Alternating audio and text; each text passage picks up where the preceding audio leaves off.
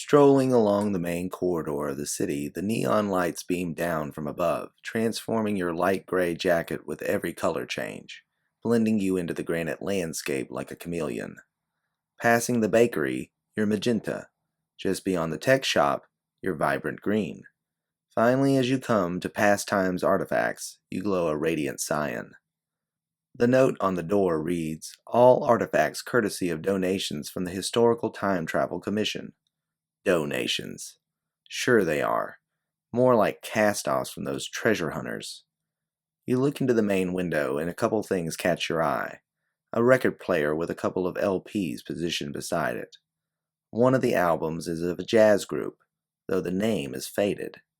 You go to open the door, but the sign flashes red when you pull on it. Closed. Come back tomorrow. The electronic announcement tweaks your ears. You check the time on your data cuff. The digital device grafted into your forearm at the wrist reads out 10 p.m. Is there a pizza joint open at least? In a much more pleasant voice than the shop, your device tells you the location and walking directions to the nearest pizzeria. It's in the opposite direction of your apartment, though, and you really don't feel like hoofing it another 4 blocks in these heels. Do they do delivery? The device confirms with a green flash and a hearty yes, and you tell it your order: pepperoni with olives and sun-dried tomatoes. You start to roll your sleeve back down, but the device chimes at you with a notification. Someone is at your office. That's great. 12 hours sitting there today, and nobody shows up. As soon as you leave and they come running. You tell the cuff to have the pizza delivered to your office instead. Another happy green affirmation blips up, and then an ad plays for the latest movie coming out tomorrow. You really need to upgrade to premium. Turning the corner back to your office, you see a lady standing outside your building underneath an alternating colored street lamp. She wears a black dress, same color as her hair, that absorbs the many attempts of the lamp to illuminate her. Her skin is ivory, or at least you guess it is because it reflects all the colors brilliantly. She sees you coming, and it seems to you at first that she's startled and ready to dart off into the darkness. She's checking her data cuff, nervously pecking away at it as you approach. You're only 10 feet from her when she lets out a deep sigh and reverts back to her nonchalant stance from before. "Thought you'd be taller," her first words to you attempt to match her casual nature, but the nervousness that made her want to run is cutting through it. "Sorry to disappoint you, but one can only grow so far. Naturally." "They are doing wonders with bone and muscle augmentations these days," she says passively, now that the nervousness has disappeared. She looks down at her cuff, and you catch a glimpse of your name and picture on it next to a document you can't quite make out from this distance. She catches you looking at it and turns the screen off, the device camouflaging into her skin. "Like I said, naturally," you say with a wry smile. "Do you not believe in augmentation?" she asks. "I have my little device here," you say, showing her the cuff. "Everyone has one of those. I mean real augmentation. Enhancement of the body. It's not my business what people do with themselves." She looks down at you, a sneer almost coming across her face. "A person like you doesn't need to augment, I guess." Her tone is starting to match her look. "Listen," you put in. "You rang me for a matter of business. I'm not into debate or philosophy, so unless you do have a need fitting my job description, I think I'll be heading home now." You nod to her with a smile and turn to leave. "I'm sorry," she says, calling after you, her voice breaking into a different accent for a moment before regaining the one from before. "I have an urgent need that only you can handle." "I think I'm closed for the night," you say over your shoulder as you keep walking, pulling up the pizza order to change back to your apartment. "I have 10,000 solid credits today, and I can guarantee another 20 when the job is done."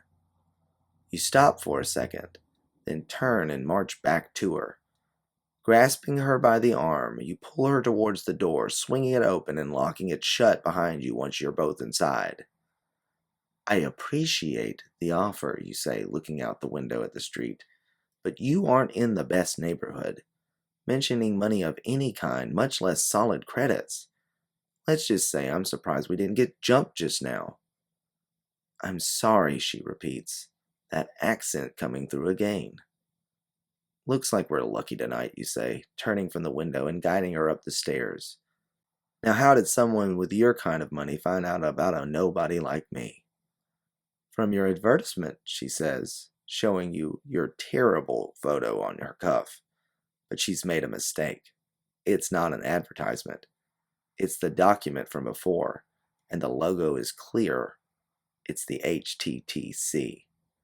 You play ignorant for now, apologizing for the state of the building as the two of you ascend the narrow stairwell to your office door.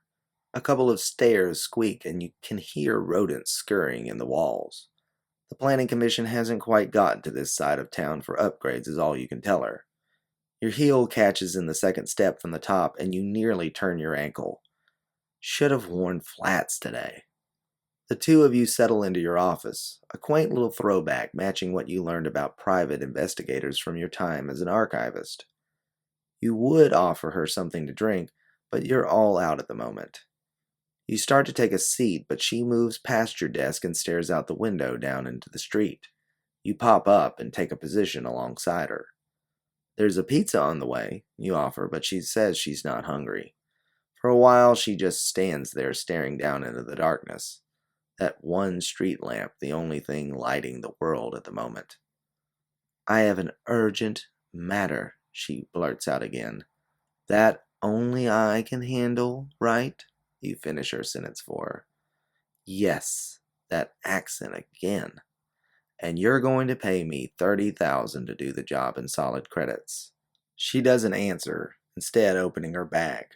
She puts her hand in and produces 10 1,000 credit bars and places them down on your desk. The metallic line of turquoise shimmers even in the dim light of your office. "How does a free zoner come by such kind of money?" you ask, and the question clearly throws her off. Is the money clean?" "What?" "You heard me." You switch your tone and face her, glaring up into her pale irises. "I'm not doing a job if the money can be traced back to me.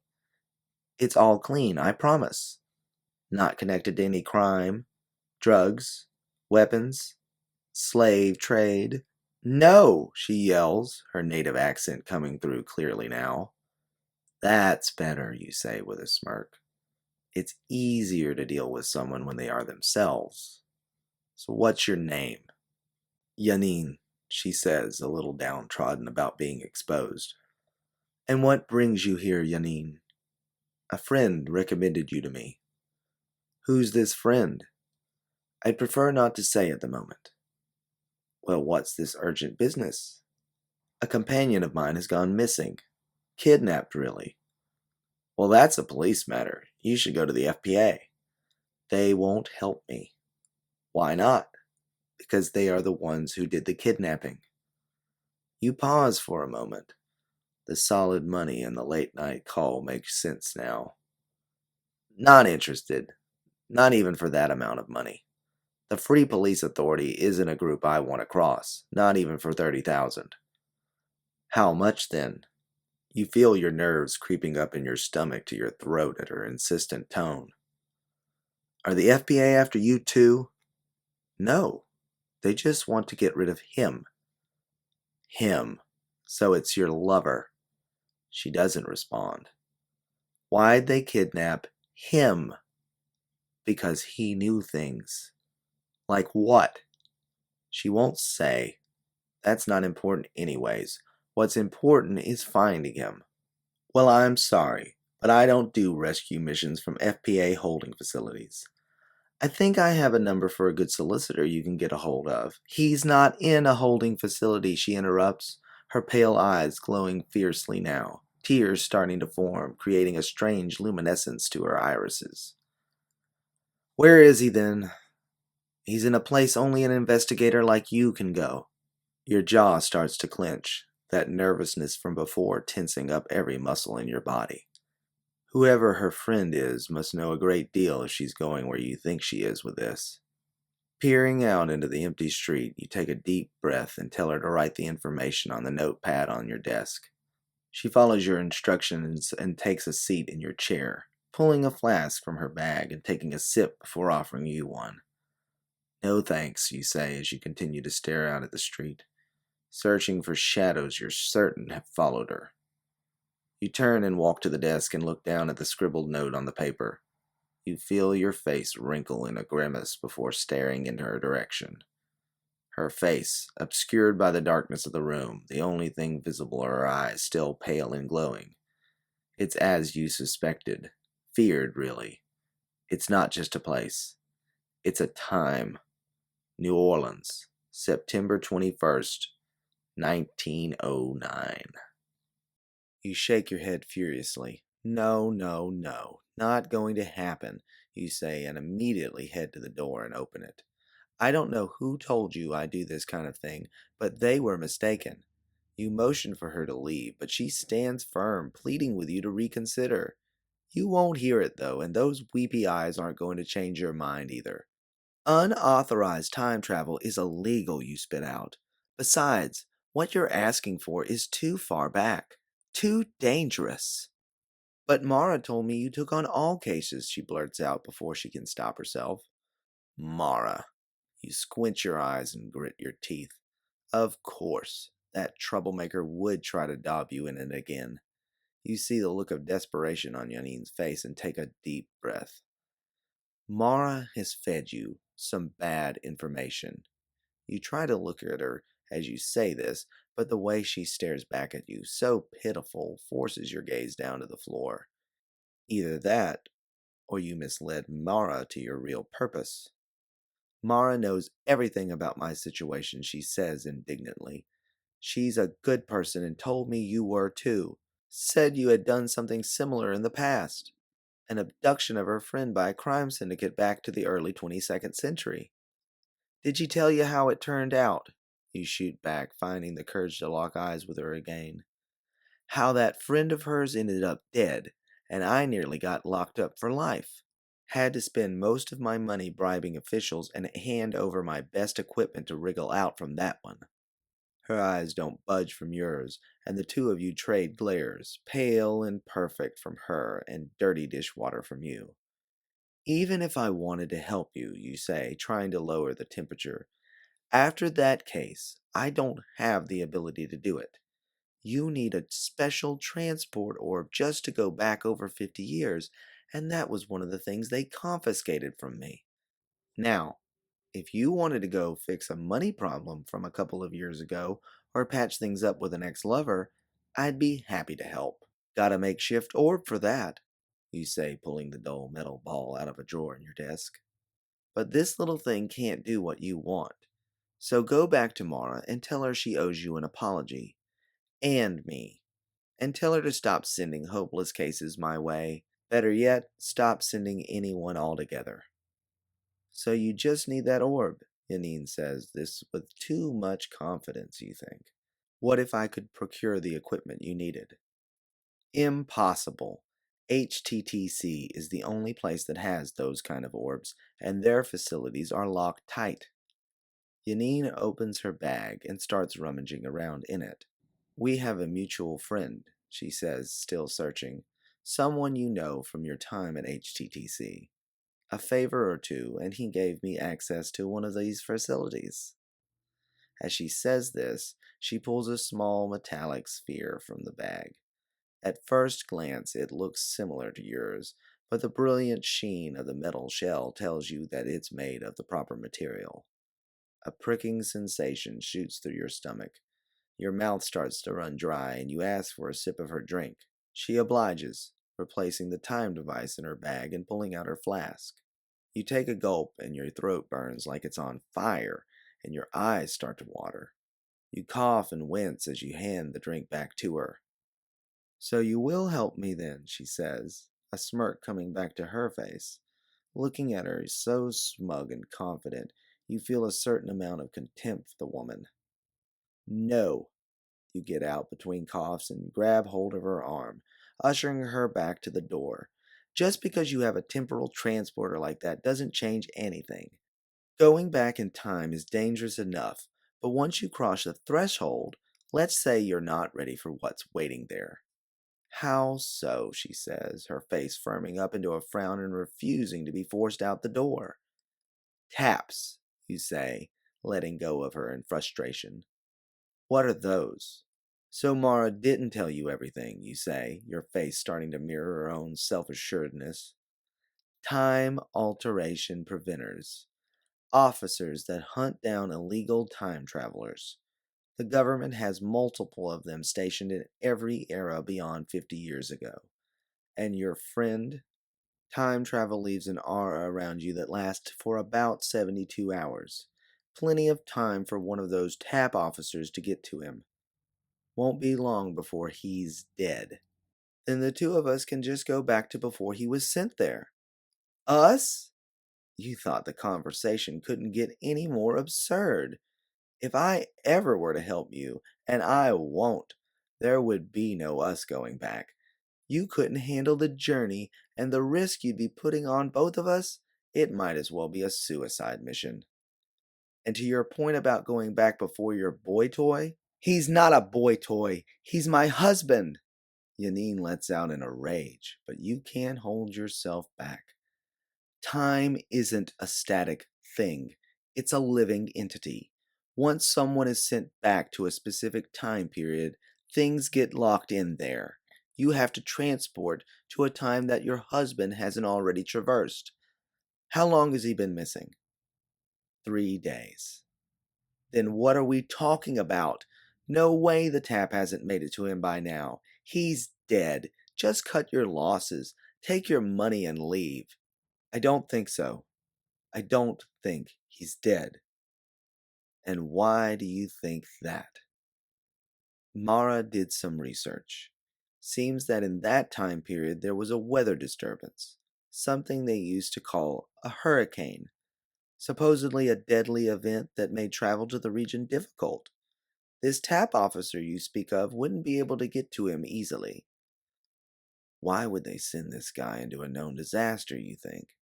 FPA was probably hoping the storm would kill the man, and it would look like death by misadventure. No, you say after a long pause. This has bad news all over it. I can't get entangled in a mess like this, not for any amount of money. Yanine's face turns angry once again, and she curses at you in her native language before storming out the door. You watch from the window as she leaves, spying her looking both ways before heading off into the darkness to the left. You sit down at your desk and massage your temples. What was Mara thinking of sending that girl to you? She knows the dangers of time travel that far back. You decide to call her, but just before you tell your cuff to contact her, it lights up with a notification. Your pizza has arrived. You check once more outside the window and see the small, filthy vehicle emblazoned with Miko's Pizzeria parked on the curb. An unkempt man exits the vehicle, fumbling with your pizza. He lets out a cough and the box slips from his grasp, landing upside down on the pavement. This night can't get any worse, you think.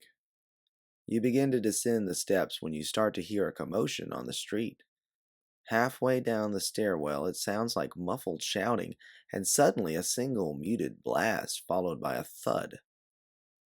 You listen in silence on the narrow staircase, holding your breath. Several seconds pass by, and then the bell on the entry door rings. You don't move. Again it rings, but you feel yourself frozen. A voice comes over the intercom and says, "Pizza delivery for Kira." The voice sounds a bit too gravelly for it to be the delivery man you saw at the window. You try to keep still, but a notification reminds you that your pizza is waiting. You try to silence the infernal contraption, but it's too late. A loud bang on the door is followed by another, then another. You're still frozen on the stairwell, but a rat crawls out of one of the holes in the wall and scampers across your foot, causing you to let out a quick yell before clasping your hands over your mouth. At the very least, the fright breaks you from your frozen state and you turn and hurtle up the stairs 2 at a time, losing your heel this time on the second step from the top. You just make it into your office and slam the door, locking it as you hear the blast of a rifle followed by loud alternate yells of "Breach!" and "Move!" As you back away from the door into the middle of your office, you hear the pounding of boots ascending the stairs and the unmistakable announcement thundering up from below them. This is the Free Police Authority. You're under arrest. Show yourself. Surrender. Or die. The stamping of boots gets louder and faster as you limp into the middle of your office. You look around for any means of escape. Jumping out the window isn't going to do it. Might break your leg. They probably have an officer waiting down there anyways. Pounding on the office door commences as an FPA officer screams out for you to open the door immediately. You stay silent and your eyes dart to any other avenue of escape. Looking to the corner of the room, you see an air duct vent. It must lead through the whole building. Just big enough for you to fit through it, too. You open the window and leave your lone heel on the floor below it to throw them off for a second or two before unlatching the grate. Sliding a chair in front of the now open hole, you climb into the vent and start making your way through the labyrinth. A few seconds later, you hear the crack of the door frame followed by nonsensical commands being hurled at the empty space. You probably have about 10 to 15 seconds before they figure things out. Luckily, you found a bend in the vent and take it, trying not to make any noise that gives away your location. The yelling has died down back in your office, but you can hear muffled conversation. Sweep the building is one that definitely pricks your ears, and you decide to get out at the next available vent opening and take your chances. Thankfully, that's not very far, and you position yourself to where your feet can get at the grate. Kicking it a couple of times does the trick, and you shimmy out into the room. Coming to your feet, you realize you're in complete darkness. You think to find a light switch, but don't dare for fear of drawing attention to yourself. You turn your cuff on low light to look around for an exit. Just your luck. It's an interior room, no windows. You're about to head back into the vent when you hear some rustling in the room and then a moan. The sound is loud enough that it raises an alarm from the hallway outside. You hear an officer begin to bang on the door, and then suddenly a muted scream comes from inside the space before another voice hisses, "Be quiet!" in a hush rebuke. The warning isn't enough to deter the officer, and he starts pounding on the door. He must not be very strong because he lets out a frustrated grunt before you hear the charging of a weapon. You duck back towards the vent and try to reposition the grate. Just as you get securely tucked back into your hiding spot, two quick bursts of light flare through the room. The vent rumbles around you, but the grate stays secure. The light comes on in the room, and the officer yells to the owners of the two voices to stand up. Show yourselves. You just hear some whimpering from one of the people before the officer lets out a gasping laugh. He tries to compose himself, but finds it hard as he calls down at the hall to the officers that he's found a couple of midnight lovers. More footfalls come towards the room, and even more laughter commences a few seconds later. "What's all this about?" comes the sound of an indignant male voice. "We aren't breaking the law." "I don't know about that," one of the newly arrived officers puts in. "Don't know if your boss would be too happy with how you're using his supplies." More laughter erupts, but it's quickly put down when another officer shows up. "What's so funny? We're here to arrest a serious threat to the public, not gawk at a couple of perverts. Get yourselves together and keep searching." You hear the men disperse and you start to slide back through the duct, but you can hear the voice of the commanding officer directing the two civilians still in the room. "You, get out of here. You, stay." You think you'd better just get going. No need for heroics. But as you hear the voice of the man saying sorry as he runs off and the crying increasing, your body feels stuck. You can't let that girl endure this. It's your fault that the officers are here in the first place. Well, Yanine's, but she's already gone. You ease back to the vent opening, and looking out, you can see the commanding officer. He's got his weapon pointed right at the girl. You can only just see her face behind the man's hulking figure. Her eyes have a terror in them that you know all too well. That time with a tap. She's mouthing something, but there's no volume coming out. "Please," you think, she says. "Just get down on your knees," the black-clad oaf spits out. She slowly starts to comply, and you ease the grate back open, just making a little creak. But that's no problem. The small fire in the room from the other officer's blasting of the door covers your movements. They must have disabled the fire alerts in the building before entering. It's what you would have done. The officer's back is turned to you, one hand struggling to loosen his belt while the other points the gun at the girl. She can't be more than 20, you think. You get into position to pounce on the man when the girl notices you. Alerted to your presence, the officer jerks around to face you. He's much bigger, but you swing your leg at the outside of his knee, taking the man to the floor before driving your own knee into his face, a spurt of blood spraying from his mouth and hitting your blouse. You feel a few of his teeth break against your kneecap, and the man flips back and lands in the girl's arms. She gets ready to let out a scream, but you hold up a finger to your lips. "Come on," you whisper to her as you pick up the gun. "Get your clothes on and follow me if you want to get out of this place alive." The two of you head into the hallway, and luckily, none of the officers are congregating out there. Must have been put straight by their now unconscious superior. You hear one of them finally yell out from back towards your office, "I think the perp's gone into the vents." If they're just now focusing on the vents, that should give you time. You recall that there's an old laundry chute towards the back of the building. The place used to be one company, and that's where they would toss their uniforms at the end of the week before heading home. If you get there, you and this girl can take your chances that these idiots haven't got that spot covered. Leveling your gun and having the girl stay right behind you, the two of you creep down the hall, listening for the officer's movements. You hear the popping of several grates and then the hissing sound of smoke canisters being thrown, their carbon casings echoing down the metal pathways. You motion for her to hurry as you take off down the hall. You're just rounding the final corner when an officer emerges from one of the rooms and turns to face you. His helmet and visor shield his face, but you can tell he's confused by the way he tilts his head as the two of you rush towards him. You feel the girl is halted, but you accelerate and rush forward to meet him. In your mind, you think to shoot, but that will alert the others. Instead, you lunge at the last second, burying your shoulder into the gut of the over-armored slug of a man, dislodging the helmet from his head. The force of impact carries the two of you back into the door jamb. You hear a crack as the officer's head crashes against the door, and a groan follows before he collapses to the ground. He lies clutching his stomach as you turn to the girl and tell her to come on. She's frozen, though. You march back to her and take her by the wrist, half dragging her towards the now visible laundry chute. You tell her to get in, but she just stands there, her whole body shaking. You try to get her to look at you, but the sound of an alarm starts to go off. The officer you just felled has depressed his emergency indicator. The rest of the officers will be here any minute. You try to communicate this to the girl, but she still just stands there. You hear the footsteps coming, so you grab her, open the chute, and force her into it. You just hope she comes to her senses and moves before you come down yourself. Counting to 3 before you take the plunge, you see the first officer around the corner, gun raised and ready to fire. You shoot at the lighting fixture above his head, and the ceiling explodes on impact, sending debris down on top of him and partially blocking the way of the others. You take the plunge head first and hope that you end up landing safely at the bottom. Wait! If there's no laundry service anymore, then the only thing down there is...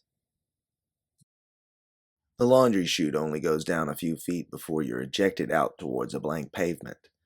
You try to turn your body to prevent your skull from cracking on the ground below, saving your head from the impact, but your left arm and ribs take the brunt of the force as you slam into the concrete with a thud.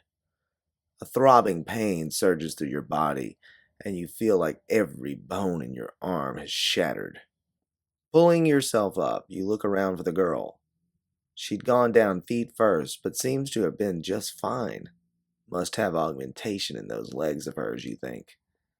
Huddled over by a dumpster, she crouches with her knees drawn up into her chest. You limp over to her and tell her to get up. You have to get moving before they come out and find you. But she refuses to budge. A wave of frustration mixes with the agony you're feeling from the fall. You tell the girl she can stay here and let those FPA thugs finish what their commanding officer started, or she can come with you. Either way, you're leaving. The girl looks at you with the same terror-stricken gaze she wore earlier. No, She's not looking at you. She's looking at the gun. You realize that you're pointing it directly at her. You toss the weapon aside and extend your right hand instead, telling her you'll make sure she's safe. The two of you just have to go now. She looks up at you for a moment before standing. The two of you dart off into an alleyway and start making your way into the neon-drenched night. Winding your way through the alleys, you still haven't heard the sound of the officers. That's good, but your arm is stinging with pain and you feel like you might pass out. You take a break after a couple of minutes to catch your breath. You try to suppress an agonizing yell, but the effort makes you vomit, further coloring your cream blouse. Didn't like this outfit anyway, you think. As you dry heave, you feel the grip of the girl's hand on your wrist as she wrenches on your arm. You can't hold back the scream this time, and you turn to take a swing at her. "It's your shoulder," she says, raising her hands to shield her face from the coming blow. "You dislocated it." You hold back from your retaliation and try your arm. It still stings, but not quite as bad, and you can move it more freely now. "Thanks. Just warn me next time before you do something like that again." She smiles for the first time, but her eyes still have a look of terror in them. "Why are they after you?" she asks. "I have an idea, but that's none of your concern. Look, you're better off splitting from me. Those officers aren't after you, and you'll probably just drag me down anyways." "Come to my place," she says, a bit of pleading in her voice. "I'm only a few blocks away." You want to refuse, but thinking about it, the idea makes sense. You can't go home, and these officers will probably have your associates listed for raids as well. The sound of a siren from an FPA car just a couple of streets over helps you make up your mind. You agree, and the girl tells you to follow her. Several minutes later, the two of you arrive at her apartment building. She tells you to wait inside the lobby while she heads upstairs. A few minutes later, she returns and tells you to come along. Entering the apartment, the place smells of incense. The walls are littered with movie posters, and bright-colored sheer fabric hangs from the ceiling in places to create a sense of partition to the small one-room space. She moves some clothes off the edge of the bed and tells you to have a seat while she hops in the shower.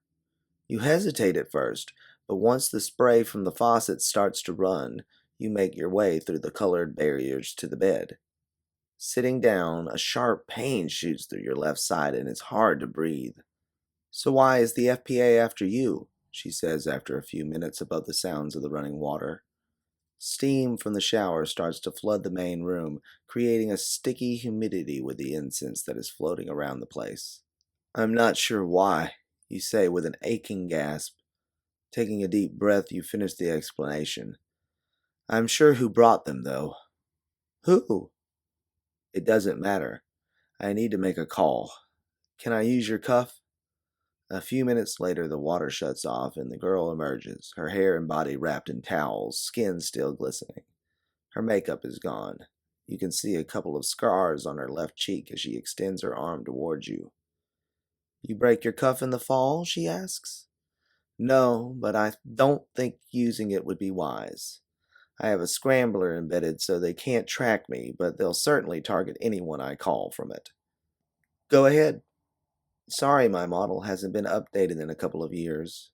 She says this, noticing your face trying to navigate the older menu. You request a call to Mara, and while it rings, you ask the girl her name. "Sabine." "You work around here long?" "A couple of years. Came from the southern region of the IFZ." You hold up your hand as you hear Mara's voice come over the cuff. "Hello? Thanks a lot for sending someone with a FPA tail." "Kira? Why did you send someone with a tail, Mara?" Silence at first, and then you hear some muffled talking. "Who are you talking with?" "Yanine says she didn't know there was a tail." "So she's with you. Hope you like getting raided." You hear some movement, and then she responds. "She didn't bring a tail with her here. They must have focused on you." "Well, that's great for me, isn't it? I swear I didn't know, Kira." "Don't give me that, Mara. You sent someone with a request for me to go back 500 years to rescue a kidnapped person, and you didn't think someone would be looking into that?" She didn't mention the details to me, she responds, but her voice doesn't convince you. Be straight with me. I mean, I'm a public enemy right now, and once they raid my apartment, they're going to find what little equipment I've been able to get back since the last time. That'll be fun to explain once they find me. So you're not at your apartment? Of course not. Unlike you, I don't make stupid decisions. Give me your location and we'll be right over. Forget that. I'm already in enough trouble, and your little friend is going to get you in hot water pretty soon, too, if you don't cut her loose. Just send me your location and give me a chance to explain. Like you said, you're already in plenty of trouble. What harm is it just to hear me out? I don't know, you say sarcastically. I've already got some cracked ribs and a messed up shoulder. Seems like I've had enough pain for one evening. I'll bring you some osteo injections. You pause for a moment, feeling the aches in your side. Bring dinner, too. They killed my pizza guy. You hang up and send your location. Thanks, Sabine, you say, looking up at her, noticing her eyes have finally lost their terror. I hate inviting friends. Well, they're not friends to your place. It's okay. More interesting than anything I've got going on. She offers you a drink and asks you what you do. I help people fix problems in their timeline. Something like a bad financial decision, boyfriend or girlfriend they wish they hadn't broken up with, maybe wish they hadn't met, lost valuables, simple stuff. Usually I don't go back more than 10 years now. Time travel, she says, sitting down beside you. How do you have the ability to do that? I used to work for the Historical Time Travel Commission. I was an archivist. Got burnt out some years ago and left. Took a few tools with me when nobody was looking and started this little operation. It's over now, though. All that equipment is either being destroyed or confiscated as we speak. So what will you do? She asks, drawing closer to you. I have no clue. Probably take this case. It's the only way to make enough money to get out of this town and start over. Your ribs throb, and Sabine offers to help you take off your jacket. You acquiesce, and she gently eases your arms out of the thin, half-waisted coat. Let me look at your side, she says, already pulling at your filthy blouse, but you hop up from the bed, a move you immediately regret as the shooting pain from the sudden jump brings you to your knees. Sabine hurries to you and helps you back to the bed. I'm sorry, she says, looking at you hesitantly. It's no problem, you tell her, and for the first time you can see her eyes clearly, similar to Janine's. There's a softness in them that Janine didn't possess, though. Your hair is a mess, she says with a slight smile. Can I at least fix that? Please don't, you say, embarrassed by the way you look and feel. I understand, she says in a muted, somber tone, picking up some clothes from the floor. I better go get dressed then, and she heads off to the bathroom again. So how do you get paid? She asks, the door slightly ajar. What do you mean? You notice the towel drop and turn to face the wall. If you fix the problem they had, doesn't that eliminate the need for you in the first place? Time is funny about alterations. It has to ensure that any irrelevant change becomes permanent. So it puts something in the person I help, an idea. It draws them to me, and they are compelled to pay me for my services at the same time we previously met. Time then intuits to me all that I did, and I go through with the mission just like before. Sabine emerges in a purple spaghetti strap sundress that doesn't quite make it halfway to her knees. You see further scars on her arms and legs you hadn't noticed before, but you don't want to ask about them. You talk as though time is alive, Sabine says. It is. You get out before a pounding on the apartment door startles the two of you. Your pulse accelerates and you feel the shooting pain in your side intensify. No way you're getting away this time.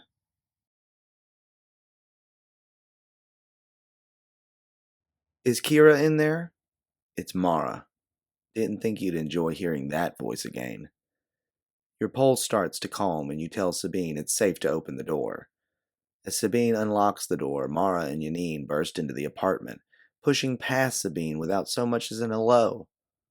Mara rushes over to you, pulling out a syringe from her coat pocket. Which side is it again? She asks. You point to your left side and she sticks you with the needle. A feeling of euphoria washes over you, and you smile at Mara as though you were looking at a friend you hadn't seen in ages, not someone who had just dropped you in the biggest mess of your life. Staring back at you, you see that her eyes are framed with dark circles, and a hint of anxiety betrays her otherwise calm demeanor. You look terrible, you say with a sigh, and your eyes roll back in your head for a moment as the medicine works its way up your spine into your brain. A small tremor occurs, and you hear Sabine's voice call out in concern, followed by a reassurance from Mara that this is normal. The feeling is exquisite, and for a moment you can feel every pore in your skin tingle before producing a film of sweat that saturates your entire body. You shake your head and your eyes roll back to normal as you sit upright on the side of the bed. You feel around and determine that anything that has been cracked or fractured has now been repaired. Thanks, Mara. Now get the hell out of here. Your euphoric smile returning to the stern frown you carried for the past couple of hours. Hear me out, Mara begs, but you don't want any of her sob stories or calls to action. You're done playing her hero for hire. Been done, and you're not going back. Well, you're doing a fine job of living without me, she says, gesturing around the room. Since when did you take up with prostitutes? You notice Sabine behind her. The girl's reaction is more hurt than angry. If it weren't for Sabine, I'd probably be in a holding cell or dead by now, you say, literally spitting out the words on Mara's shirt. Maybe have a little respect for the person who helped me get away from this trouble the two of you brought to my doorstep. In fact, you can respect the girl by leaving. I'm sorry, Mara says, first to Sabine, then to you. Tonight's just been a bit edgy and... Edgy? Were you assaulted by a band of FPA agents? Did you crack a couple of ribs and dislocate a shoulder diving through a laundry chute? No, you just made it so I got to do it all. So what's so edgy about tonight for you, Mara? She pauses and then, you're right. I was just worried about you, and this whole thing with Yanine has been really rough. That's another thing. Why did you send someone to me wanting to go back over 50 years? It's already bad enough being unauthorized time travel, but to go back that far? And, well, you know what the stakes are. I know, she says, still apologetically but firming up in her voice. But Yanine is a special case. What makes her so special? Yanine. Sabine finally speaks for the first time since the others arrived, and she looks in Yanine's direction. Up until now, the object of your misery has huddled near the doorway, obscured by several of the hanging fabrics. Yanine Belechi? Yanine smiles in Sabine's direction and nods, which elicits a huge squeal of excitement from your temporary landlord. You feel again like you're completely out of the loop. What am I missing? Mara starts to explain, but Sabine butts in. You don't know? She's a famous singer and movie star, pointing at one of the posters. And she's from my home region. Well, that explains the solid credit she had, you say to Mara as the two free zoners converse with each other in their native language. Sabine more enthusiastically than Yanine.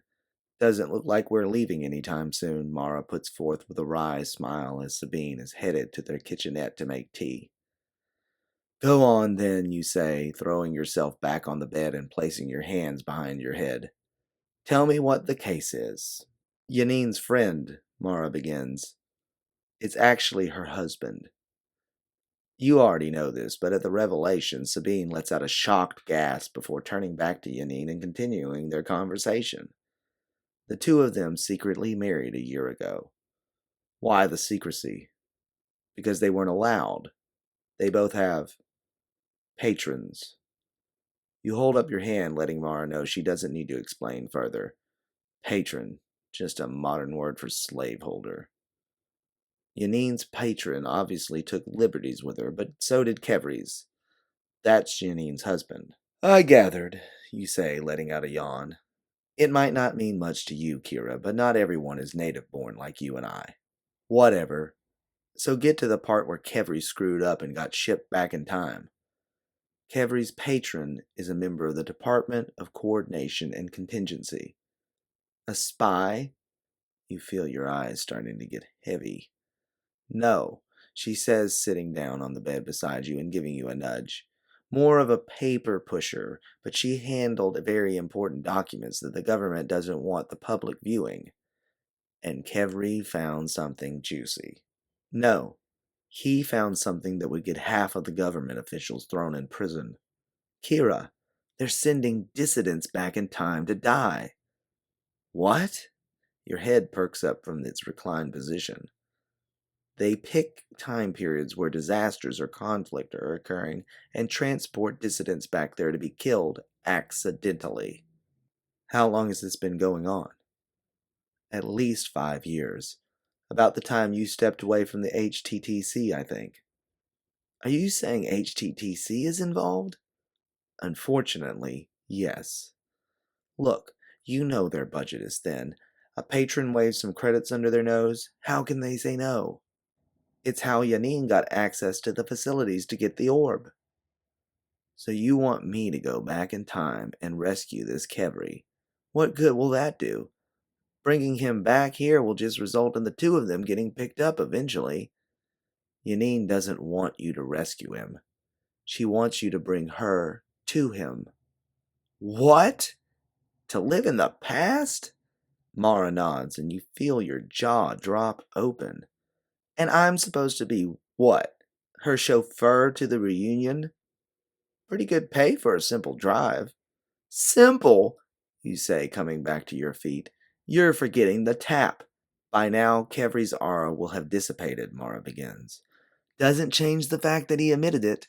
The tap will be searching for him to confirm whether he's dead or not. But that won't be easy.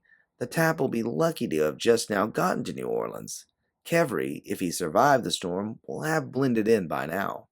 You look at her for a second. Free zoners are pretty distinct looking people, Mara. I'm guessing he's north of 6 feet like she is. People weren't that tall in the early 20th century. Didn't have pale irises either.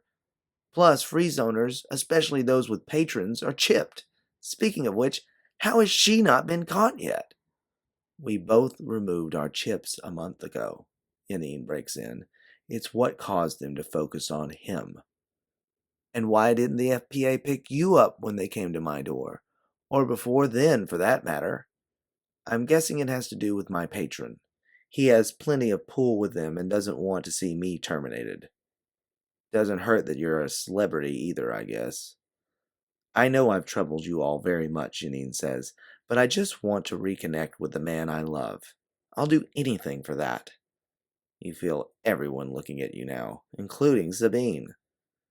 Just one, no, two problems.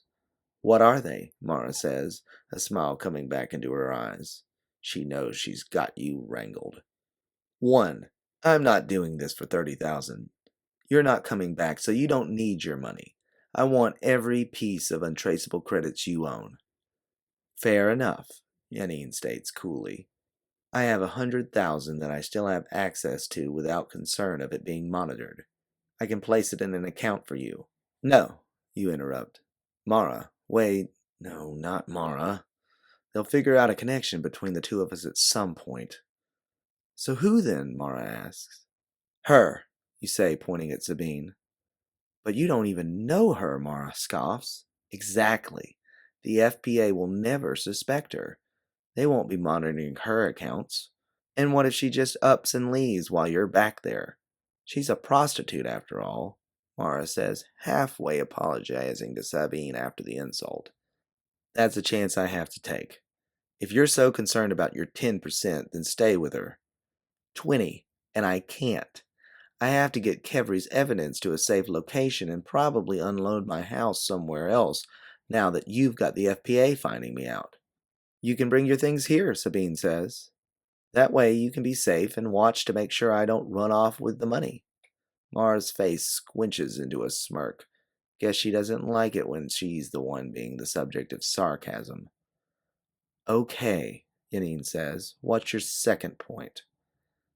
I've already discussed the tap and very real chance that he finds and kills us, but there's another concern. What? Mara asks.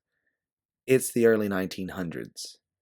I'm not as good a historian as you are, Mara, but two women going back to the early 20th century, it's not necessarily the easiest time period for people like us. You used to go back to the 20th century all the time at the HTTC, Mara responds. With a man, it's not that it's impossible, but there were different standards back then. Women were expected to act differently, and it was looked down upon if a woman wore certain clothes or even went off on her own. We can't let past society's deficiencies stop us, Mara says. No, I'm just saying it's going to be more difficult, and the lack of period clothes will make us stick out. That just makes things easier for the tap to find us. So we just quit because of a bit of clothing and what society thinks of us, Yanine puts in. I'm not saying that, you say, agitated in your response. I'm saying we need to be prepared before we go. What can we do then? Mara says, trying to corral the conversation. There's a second-hand shop about 10 minutes from here. They tend to sell clothing from various time periods. You'll need to get something modest and plain. They'll have it categorized by period. Err on the side of something older. Don't want to be too fashion-forward. Sounds good. I'm going to head back to my apartment and clear out anything I don't want getting confiscated. I'll come back in the morning with your clothes. What will you be doing while I'm gone? Preparing Yanine for the time portal. You know what long periods in time travel do for first-timers. Mara's face turns a bit sour and she nods before heading out the door. What is it, this time portal you speak of? Yanine asks. Time euphoria, you explain. The process of traveling through time isn't just an instant blink and then you're there moment. You experience all of history as you pass back to the period you are going. The further the period, the longer the time in the portal. It can be overwhelming for a person who hasn't experienced it before. What do I do then? Close my eyes? Definitely not. Unless you want to vomit up your insides once you come out of the portal. No, we look only at each other. If you stay focused on me the whole time, you'll be fine.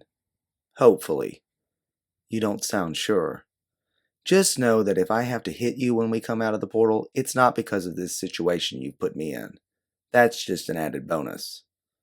What else do I need to know? Once we're there, don't speak unless you have to.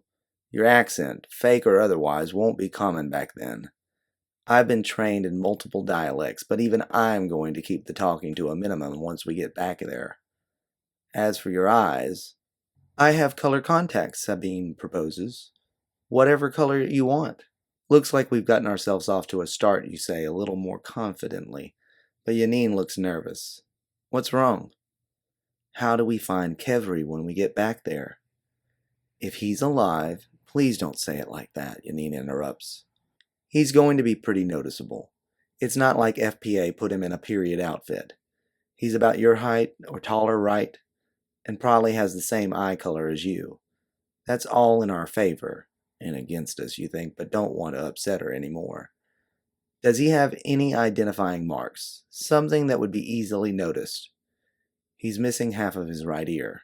A punishment from his patron for being with me.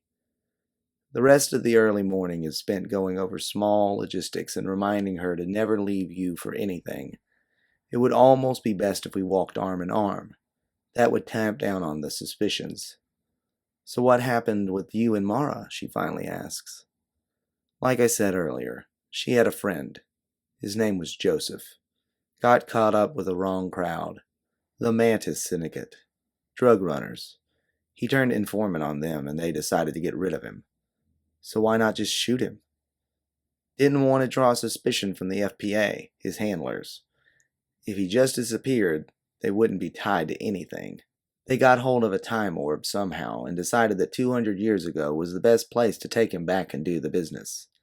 Didn't do their research, though. That was during one of the global conflicts. Portaled into a firefight and immediately got separated from him, which was great for Joseph.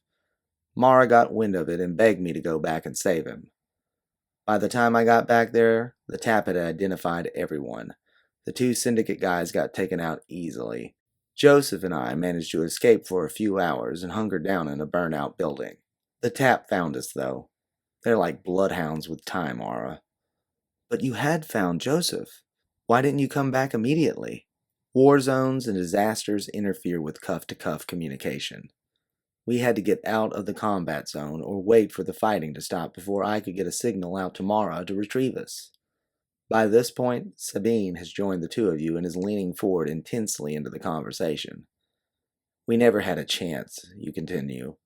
There was no way out of the battlefield, and it probably would have gone on for days. Conflicts back then were brutal and constant. I tried to hide Joseph beneath some rubble and get the tap's attention, but the fool friend of Mara's leapt out and tried to push the tap off an open ledge.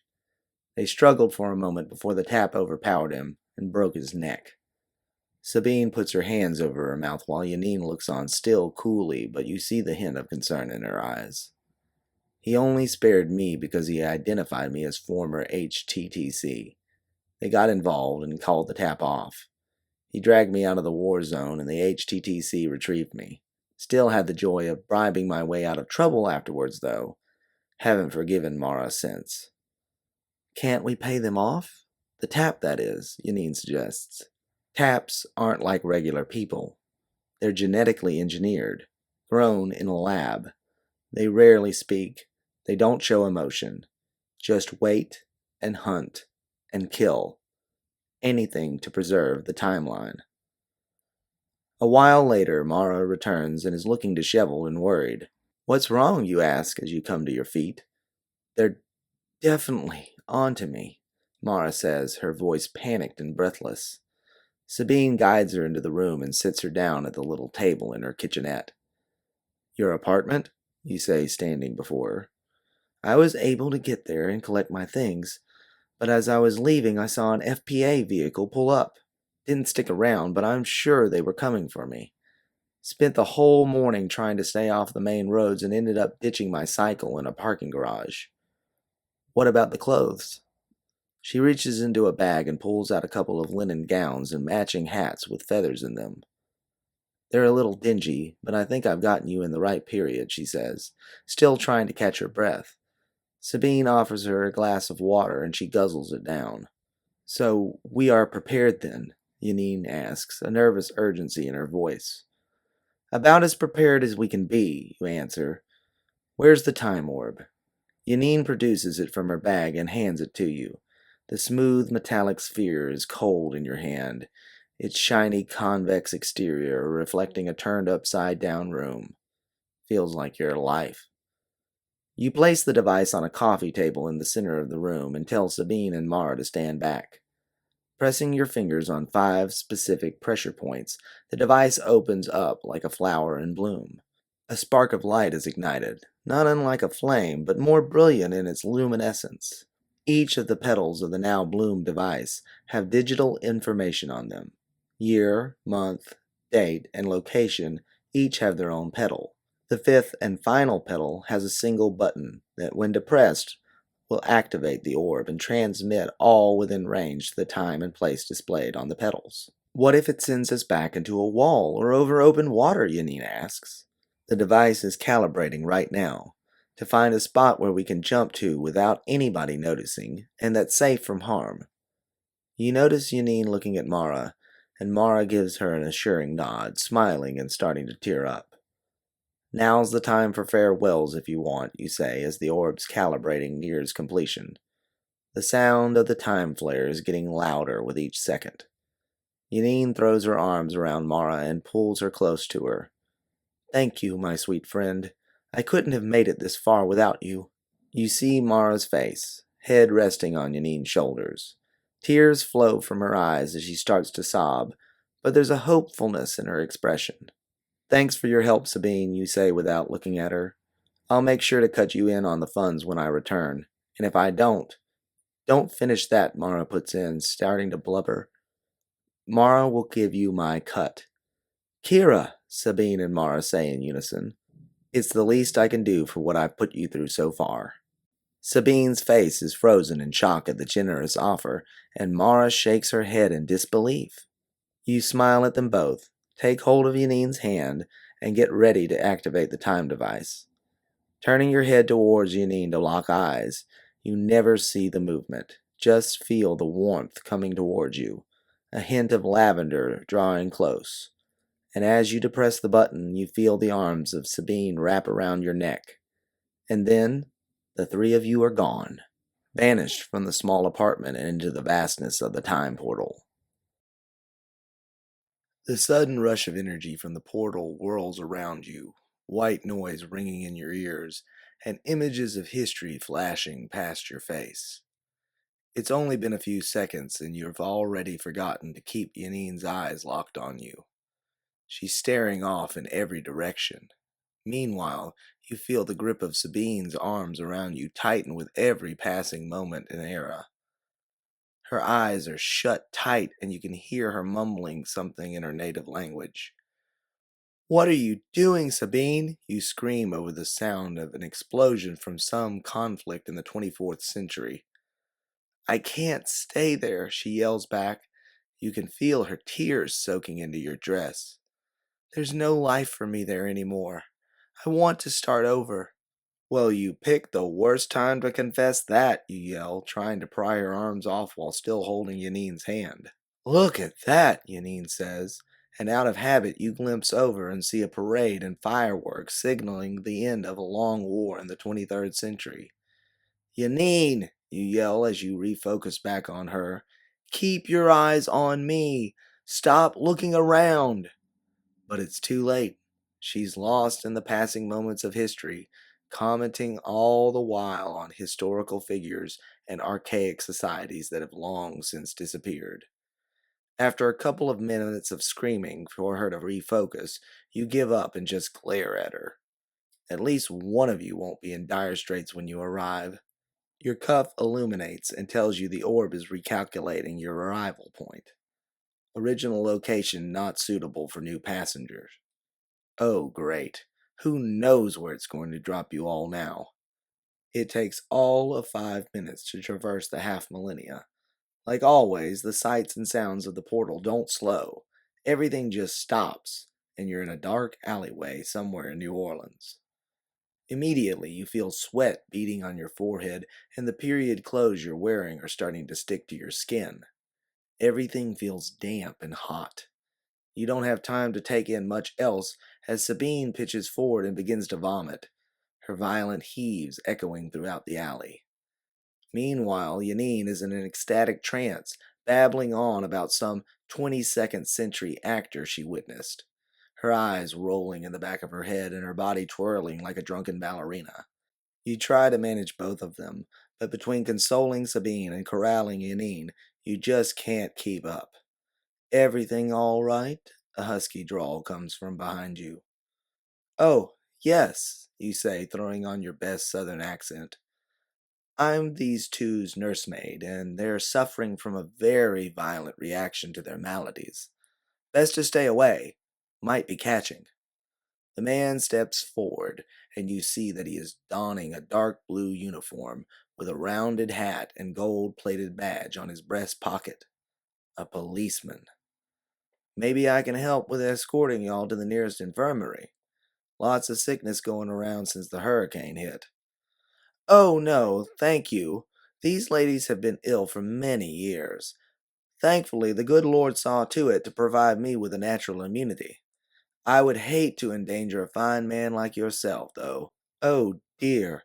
Is that a spot forming on your hand, darling?" You motion down towards Sabine. "Looks like you're having a flare-up. If you're going to help, sir, best to press a handkerchief over your mouth and nose, unless you want to be down there joining her." "You're all right," he says, starting to back away. "If you need anything, the Red Cross has a tent set up a couple blocks away." As soon as he gets out of sight, you wheel around and slap Yanine across the face. The sudden shock pulls her out of her trance, though she starts to complain of a massive headache. "No time for that. We have to start moving. The tap will have been notified of our auras by now." "What about Sabine?" "Looks like she's got it out of her system now. My concern is the way she's dressed. Flimsy thing like that isn't really public attire. Wait here, you say, edging to the end of the alleyway and looking out. Despite some debris and minor damage to several buildings, you can't tell that a hurricane hit the place. People are bustling up and down the road. The sound of a trumpet rings out, and the smell of something delicious wafts on the warm breeze. What a delicious mix of the senses. You duck back into the alley and tell your cuff to contact Mara.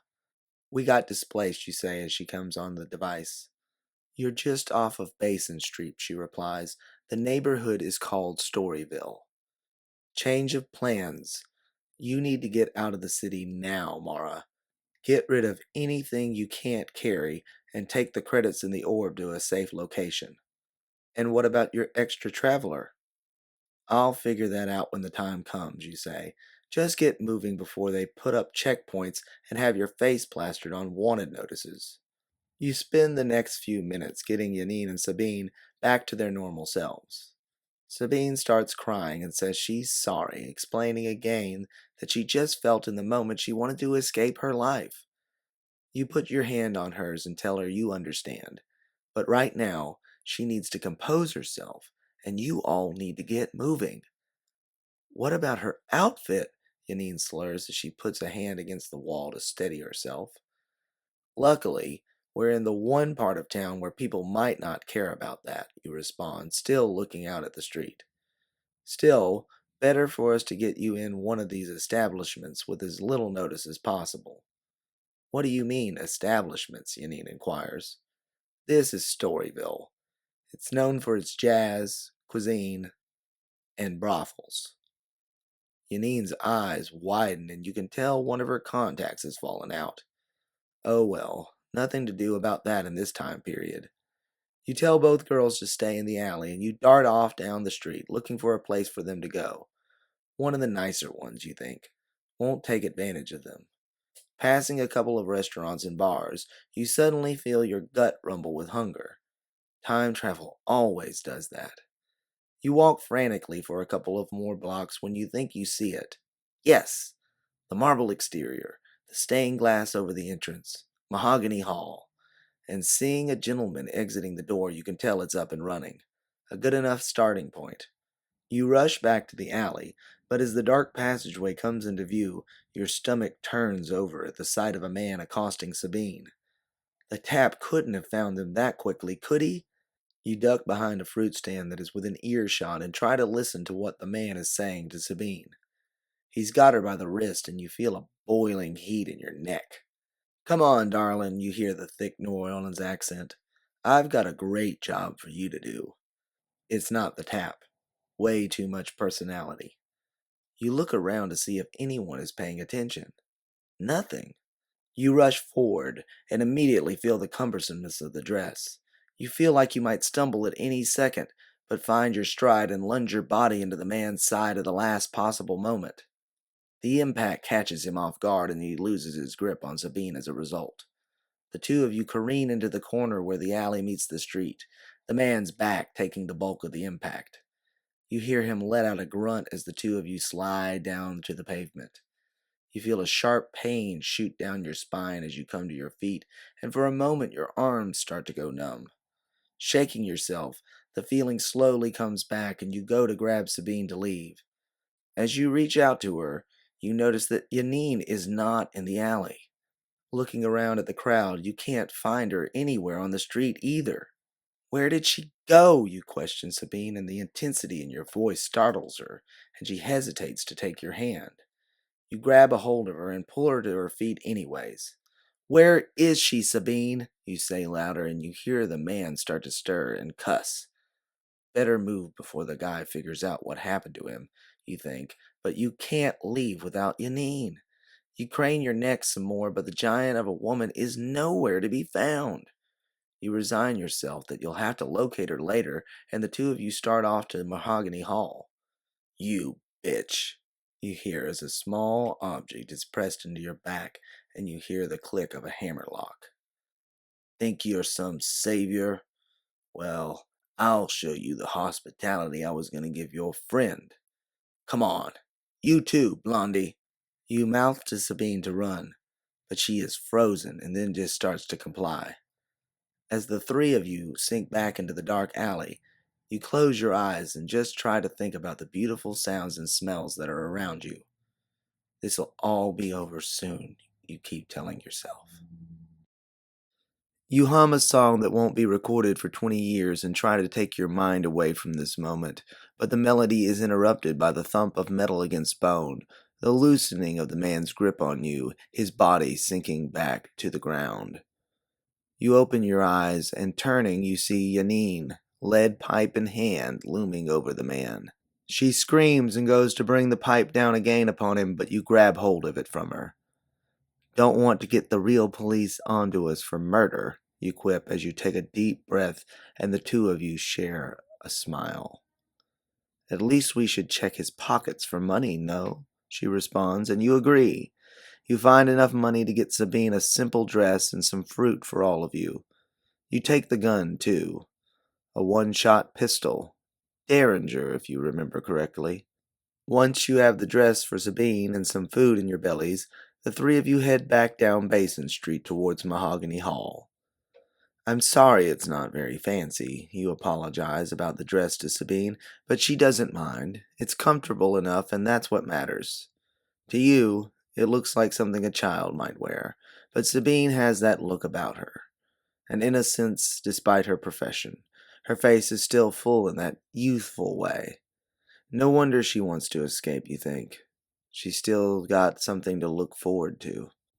As you make your way down Basin Street, you take your time to let everyone get acclimated so as to not draw too much attention to yourself.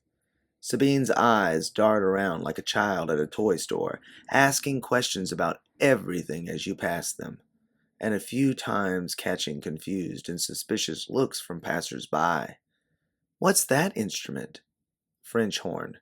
And that one? Oboe. And that bowl of food? Gumbo. No, jambalaya. Jambalaya, she repeats slowly. Smells amazing. Yanine isn't as excited about the sightseeing charade, focusing her eyes on the destination instead. You notice her stoic exterior quiver a little in annoyance at one of Sabine's questions. What is that thing? Sabine says it so loud that several people turn and stare. Can you please stay quiet? Yanine barks at her, and from that moment on, there were no more questions.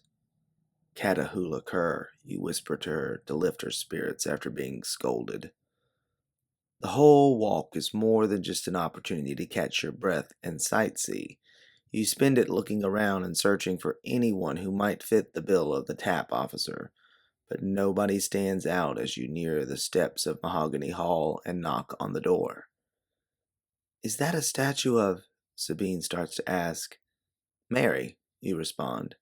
You recognize her? The Mother of God, Sabine responds, and makes the sign of the cross. You see Yanine do the same, though less enthusiastically as the door swings open. A tall, wide man dressed in a smart black tuxedo with matching bow tie opens the door, his face dark and emotionless. May I help you, ladies? He asks in a tone that matches his physique. We're ladies in need of working, you say. Came here from Houston on the train, and then this bother of a storm cropped up and delayed us from arriving. I believe Miss Lulu is expecting us. The man looks at you discerningly for a moment. That ear needs tending to, he says, and you realize for the first time that you're bleeding. Must have cut it when you tackled the man earlier. The doorman steps to the side and lets you enter. You thank him and look back around at the street, expecting to see the tap, but it's just the ordinary busyness of daily life passing by. The brothel is as opulent as you recall from an old report at the HTTC. Beautiful furniture fills the lobby and common rooms. Mirrors lining the walls give the place a much grander feel and reflect the light from the windows, illuminating the vibrant colors of the mansion. You pass under a massive crystal chandelier, its pendants gleaming and dancing from the breeze you brought in with you. Across the way you see a winding staircase, heading up to what you presume are the bedrooms. Several women sit in the lounge area, each wearing smart clothing, though more revealing than what you three have on.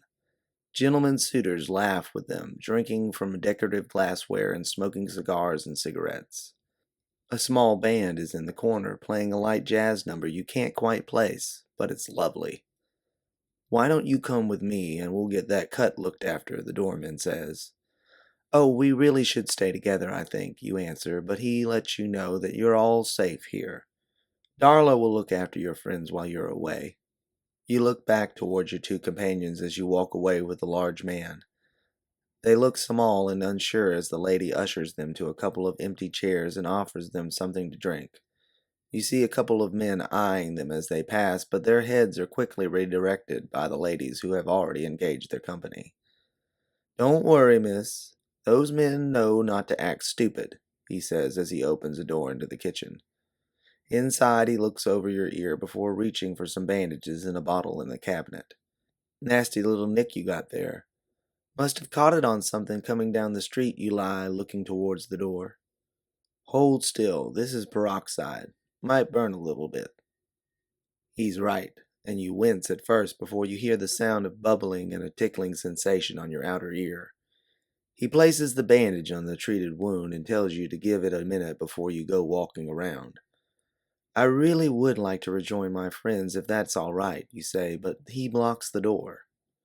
Not before you tell me why you're really here. You ain't no working girl. Neither is your tall friend out there.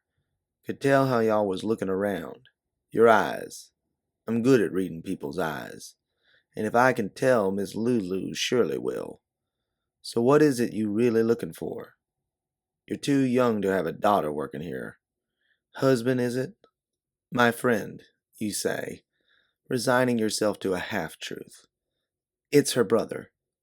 Brother, huh? Well, that's better than a husband. Those situations usually kick off pretty terrible. Which one of them is his kin? The tall one. He pauses and looks at you. He got eyes like her? At least one of them is the same. Yes, and a missing piece of his right ear, the doorman finishes. He came here a couple of days ago, really messed up like he's been fighting. Course, it could have been the storm that beat him up. That's what Miss Lulu said, but I don't think so. I know what bruises from another man's fists look like. Is he still here? You say too loudly. Left yesterday with Miss Lulu, down to the Red Cross tent. Can't have free house guests for too long in a place like this. Where is this tent hospital? You've dropped your faux accent, and that gives the doorman pause at first. It's down on Jackson Square by the river, he finally puts in. Thank you so much, you say, starting to gather your things when the derringer falls out onto the floor. The man slowly picks it up. It looks like a toy in his large hand. He takes a deep breath before handing it back to you, and you head for the door. Another man came looking for him not long after, he says, stopping you in mid-stride. Now that fella had something about him. Something unnatural. What do you mean? You say over your shoulder. It's the eyes, he says. Like I say, I can read people by their eyes. His, though, there was nothing in them, just dark, and his voice. It was like him speaking made the whole place feel cold.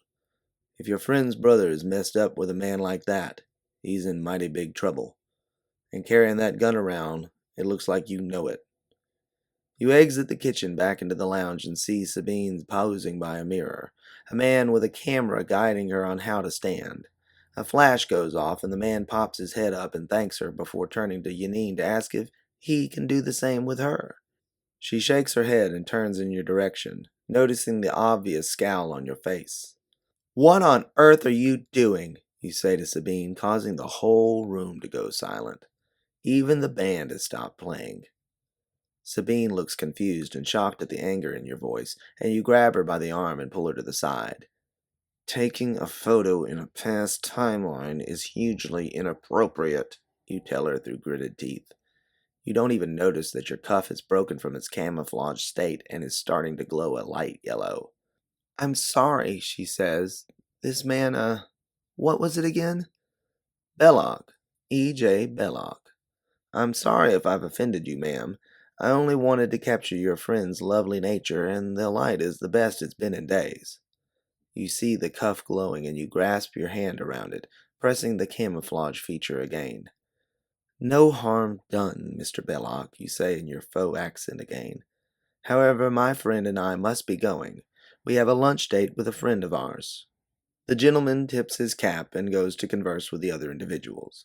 The band starts playing again, and your outburst seems to be forgotten. What do you mean we have a lunch date with a friend? Yanine asks, standing to join the two of you. The doorman told me that Kevry has been here. He's down in the French Quarter at a tent hospital. Is he all right? Yanine asks. I don't know, but we'd better hurry. Seems the tap came looking for him yesterday. You look towards the doorman and thank him for his help. He nods his head and wishes you well as you exit back onto Basin Street, the heat and humidity of the New Orleans air greeting you all once more. Just a few blocks and you'll have Kevry. This is going smoother than you could ever have hoped.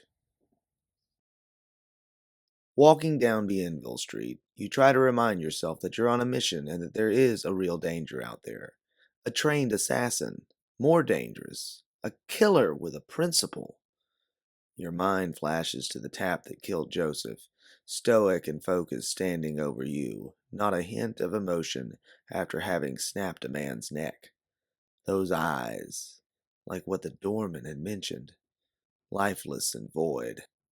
As you cross over Royal Street, you hear the sound of jazz music in the distance and a throng of voices accompanying it.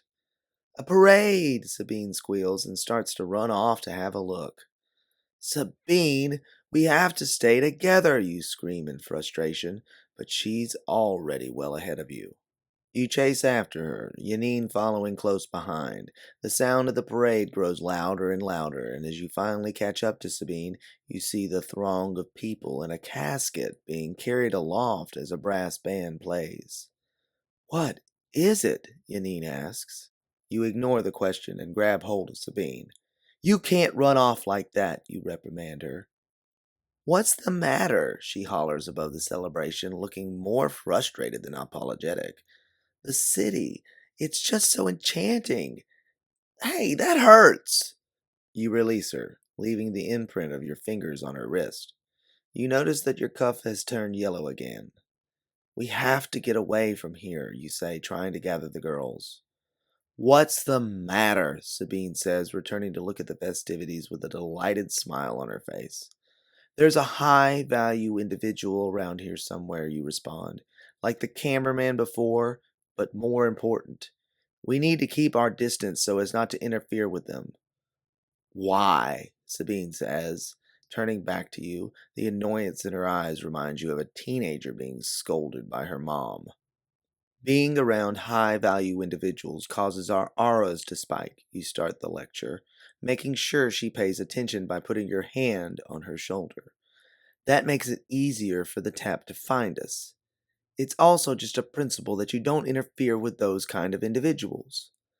I'm not going to interfere with whoever this person is, she says, her annoyance growing with the swell of the parade behind her.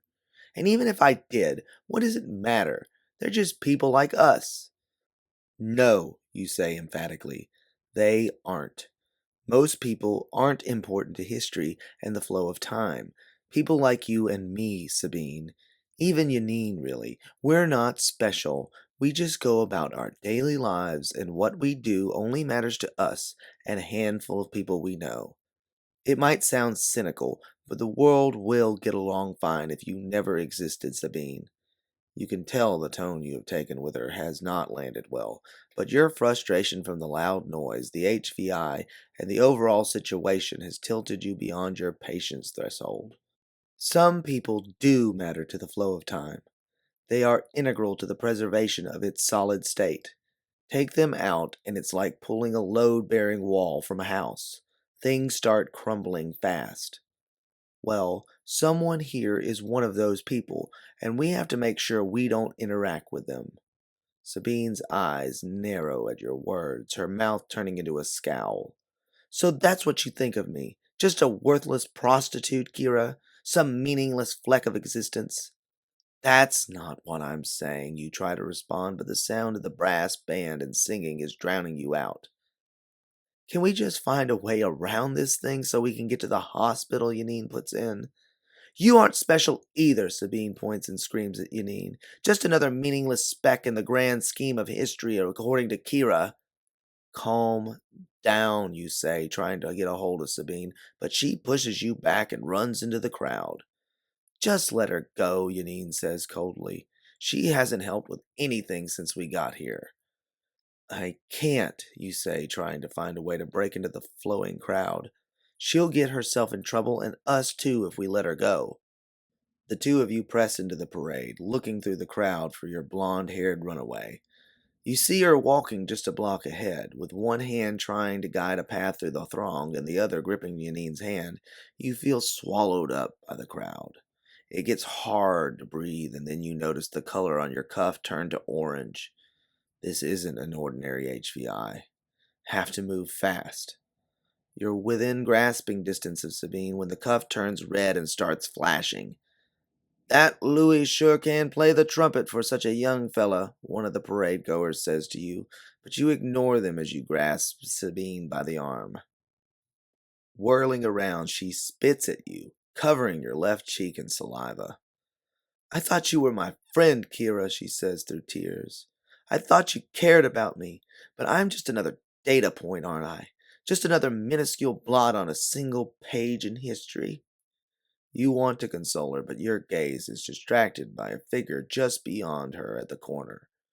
To many, he would seem insignificant, not standing much taller than you. His wide brim hat casts a shadow over his eyes, but you can feel them peering out at you.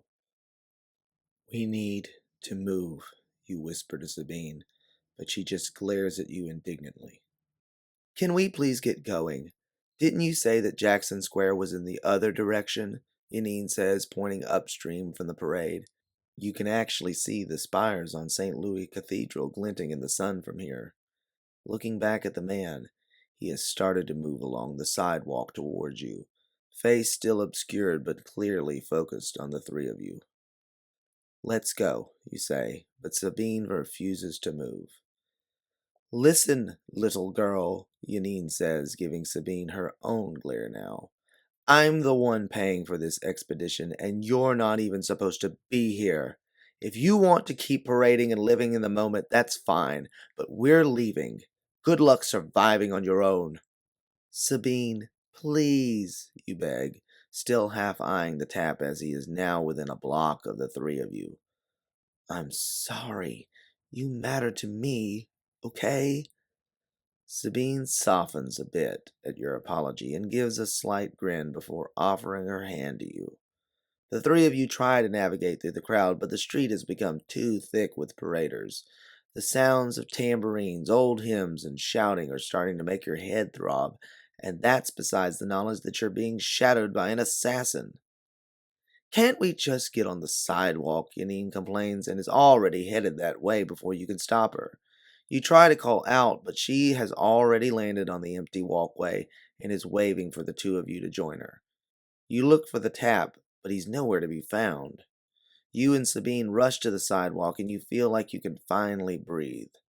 Hey, ladies! A voice calls out from behind you and you jump in a panic scream. It's not the tap, though, just a drunken reveler. Can I interest you three in a bit of bourbon to take the edge off? He holds out a bottle, a half-tooth filled grin staring back at you. You go to wave him off, but he insists, stepping directly in front of you, his breath reeking of booze.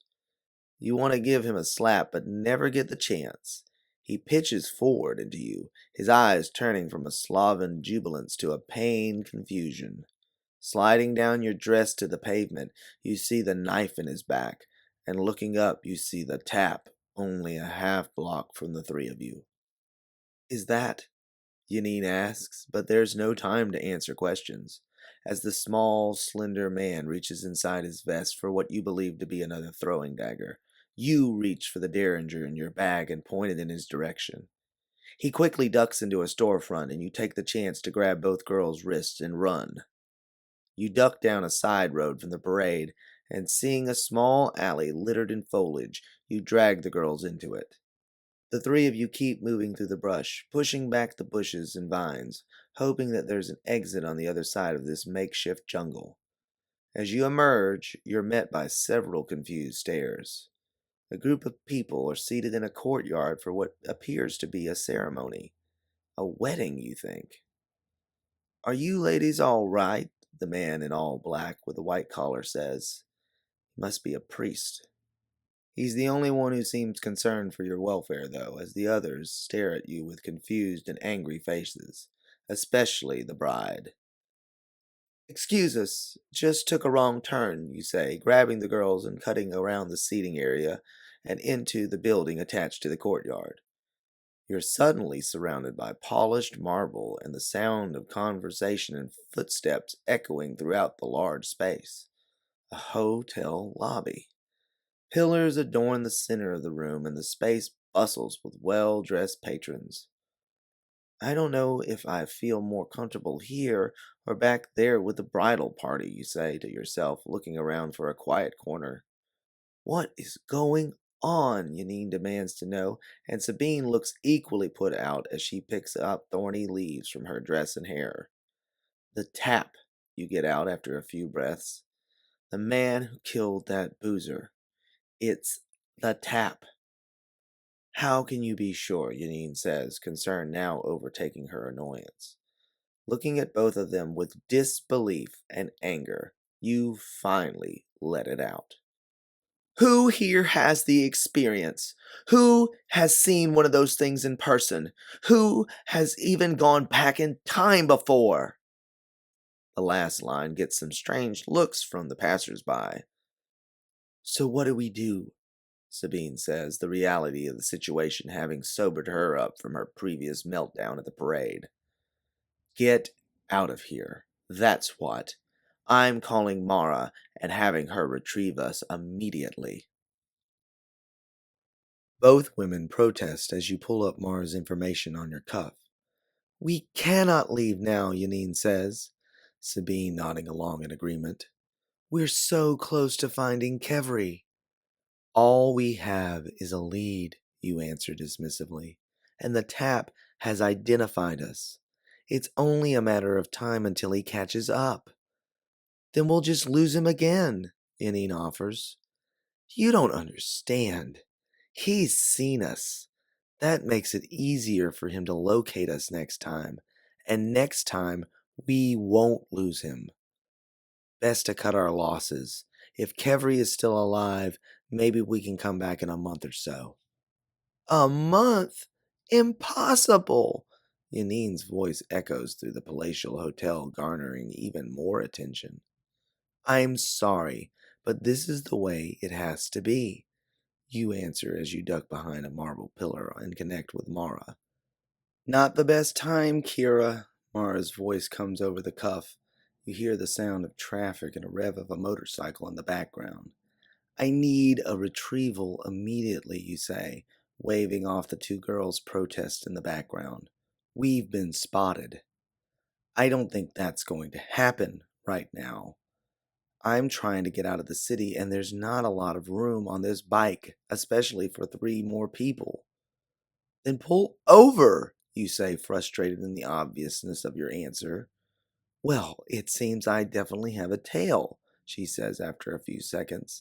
Don't think pulling over is an option, at least not for now. Well, staying back here isn't an option for us, unless you want 3 more dead bodies on your conscience. You don't know if it's the heat of New Orleans or the situation that has you so flustered, but you know you just crossed a line with that comment. Kira, I'm sorry, but I can't help right now. You'll have to find a way to lay low. As soon as I can get to a safe location, I'll contact you and set up the retrieval. I have to go. This guy a few vehicles behind me has me really nervous. With that, she disconnects. You try calling her back, but the cuff won't connect. She's blocked you. So what do we do now? Yanine says in that same smug manner from your first meeting. We have to move carefully, you say with resignation. Get to the tent hospital and look for Kevry. If he's there, great. We can grab him and try to lay low until Mara calls. If not, we're getting out of this city until she can get us back to the present. And if either of you do anything that crosses what I tell you from here on out, I'll cut you loose and leave you to the tap. You both might be willing to live and die back here, but I'm not. You lead the way to the front of the hotel, a man and wife in fine clothes cutting in front of you as you reach the massive and ornate door. And part of you wants to smash their heads together, but you compose yourself with a deep breath. You step out onto the main street and look both ways. No sign of the tap. He might know what you look like, but the same goes for him with you now. Keep telling yourself that, Kira, you think. Whatever helps you continue on this suicide mission. You motion for the ladies to follow you and lead them towards Decatur Street. Jackson Square won't be far now.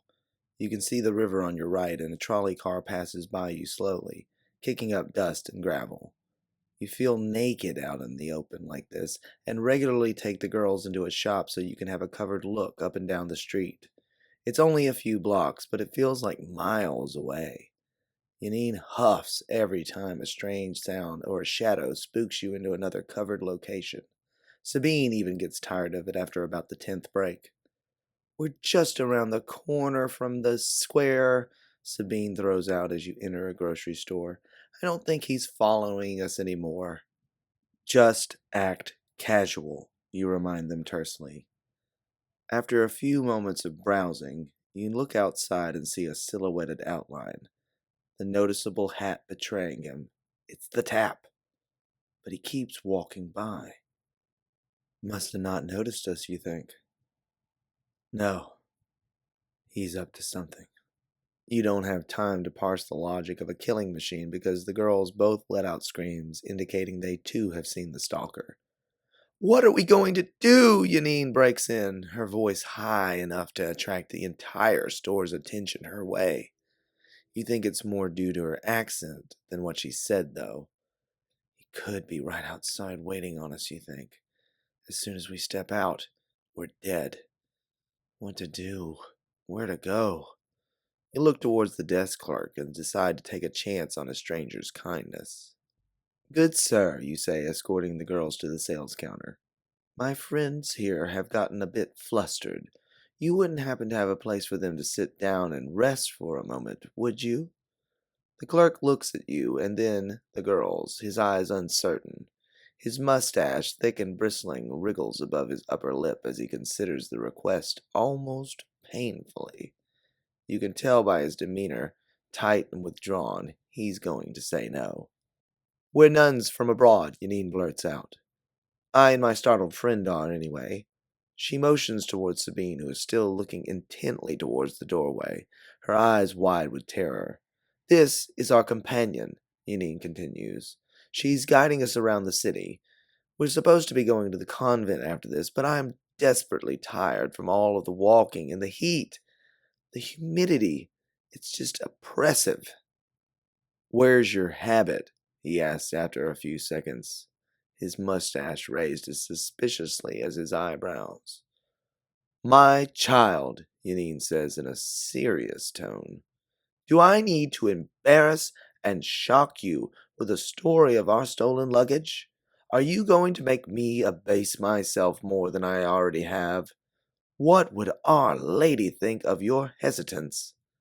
Yanine points at a religious painting on the wall behind the man. It's of a woman with a child, both of them adorned in crowns. The man immediately changes his countenance, fumbling with some keys as he comes around the counter. You grab Sabine by the arm, and the clerk leads the three of you down a hallway to a back office. It's got an electric fan, and I can fetch you some water if you like. No, thank you, Yanine says. But if we need some fresh air, if you don't want to come back through the store, there's a door out the back. Forgive me for my sins, dear sisters. Pray for me. Go, child, and do better to the next one you meet. You swear you even believe Yanine is a nun the way she's talking. The clerk bows his head in respect to all of you as he backs out of the room. What was that? You ask once the man is out of earshot. Catholicism is very important in the region we come from, Yanine puts in. About the only group that hasn't exploited our culture. I went to a Catholic school until I was kidnapped at 14. Me too, Sabine says. Why didn't they protect you when the kidnappers came, you ask? People who have power can't be stopped when they have the desire and will to wield it. The sorrow in Yanine's tone grips you. The three of you sit for a few moments in silence before heading out the back door. Just a turn down one alley and you emerge facing Jackson Square, its usual beauty and vibrance replaced by the gray and somber makeshift hospital. You see President Jackson's statue standing tall in the middle of the tented area, focused and vigilant, watching over the wounded. To your left, you see St. Louis Cathedral, still beautiful and immaculate, its white exterior reflecting the sun on the temporary triage unit. It looks like a castle, Sabine says, gaping at the beautiful church. Let's go, ladies, you say as the three of you step out onto the stone pathway leading to the park. You! A voice calls out. Stopping in your tracks, you wait for the inevitable attack, but the voice you hear isn't male. Turning in its direction, you see an old lady draped in a dark shawl sitting at a table, cards laid out across the surface before her. Yes, the old woman calls out. You women aren't supposed to be here. Ignore her, you say. She's just a fortune teller. Sabine doesn't take your advice, though, and approaches the woman. Sit, child. Let me tell you what the spirits have to say. We don't have time for this, Yanine says angrily as she starts towards the tent. And you, the woman breaks in. You're looking for a lover, are you not? At this revelation, Yanine too joins the table, and you're left standing in the open, wondering whether you're going to be murdered. You give in and cautiously join the group at the faux seance. You're all looking for a man who's in great danger, she begins, flipping over a card. But you're in much greater peril. Oh, please, if you will. She points at the tin can at the front of the table. You put in a few of your remaining coins, which disappoints her, but she keeps going anyways, turning a card. There's a man after you three, and if you continue, you'll bring him to the one you seek. Is he in the tin hospital? Our friend? Yanine asks. She flips another card. He was, but has since moved towards the house of the former emperor. What does that mean? Yanine asks. This is stupid, you interrupt. She's just guessing, and it's going to have us going on a wild goose chase if we keep listening to her. You are afraid, she says, turning another card. Worried that the past has come back to repeat itself. Your eyes widen at the thought she might be for real, but you wave it off. Come on, ladies, you say, stepping away from the table. We have to go. In that tent, the woman says, pointing a long finger over her shoulder, you'll find one looking for you, and there you'll meet your end. Head to the house of the fallen emperor. Her finger now pointing at you, crooked and gray except for the jade ring adorning it. You have only a few moments before it's... She stops as she turns another card, then says in a whisper, her finger slowly directing its attention from you to just beyond, towards the tent. Too late. You narrow your eyes at the fortune teller, but looking up you feel the color drain from your face. Out of the shadows of the tent, the Tap emerges, his eyes bearing down on you, his elevated position allowing you to see them clearly for the first time. Two black orbs reflecting nothing, absorbing everything, feeding off your fear. You try to get the word out, but it's only a whisper. Run! The girls still haven't noticed him, but apparently the fortune teller has. You girls better get along now and find that man you've been missing. He's just down Charter Street over there, she says, pointing to a corner at the end of the square. Too far, you think. Look at me, the fortune teller calls to you, but your eyes are still on the tap. Kira!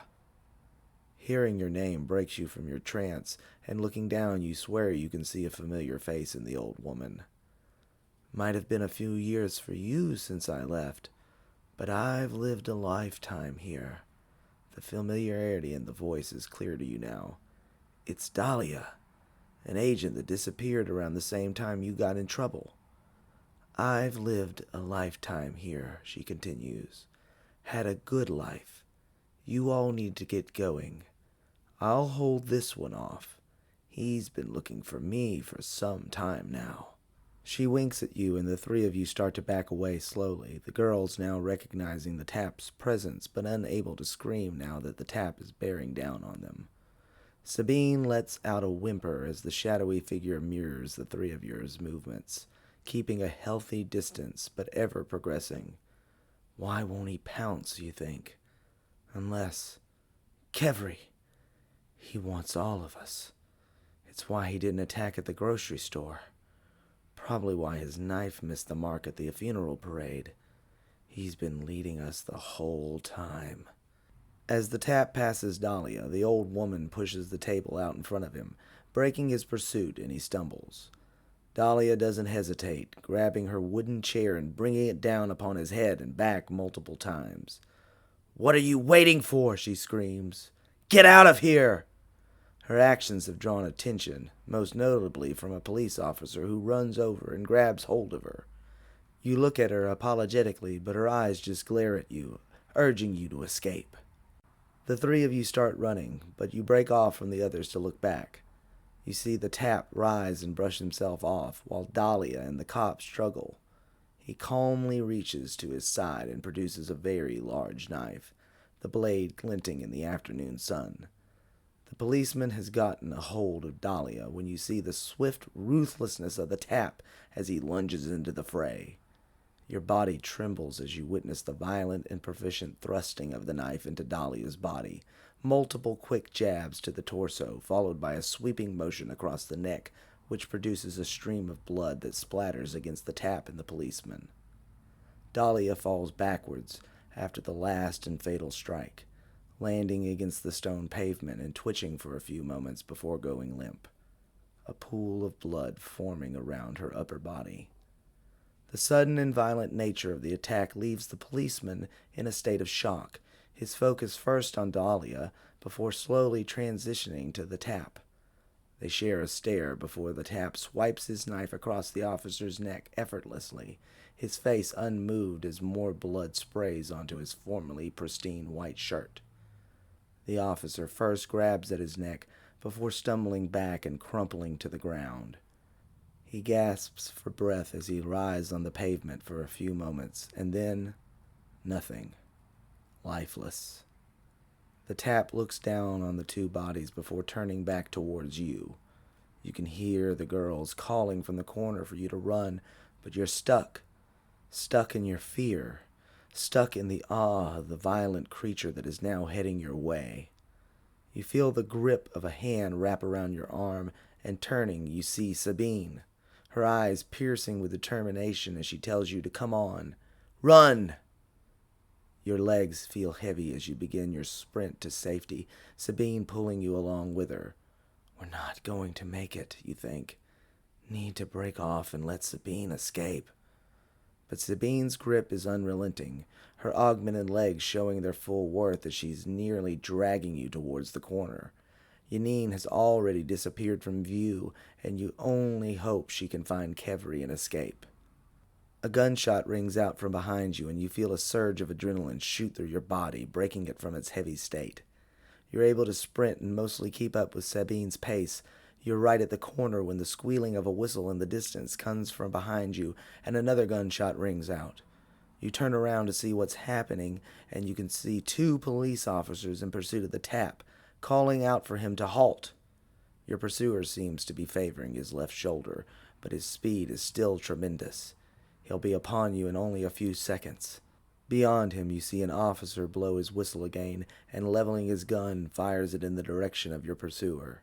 Time seems to slow in the moment, and you feel as though you can see the bullet as it passes just over the shoulder of the tap, and then past your already patched ear, the rushing sound of the lead projectile bringing you back into the moment. Time to run. You run hand in hand with Sabine now, attempting to push through the crowded street.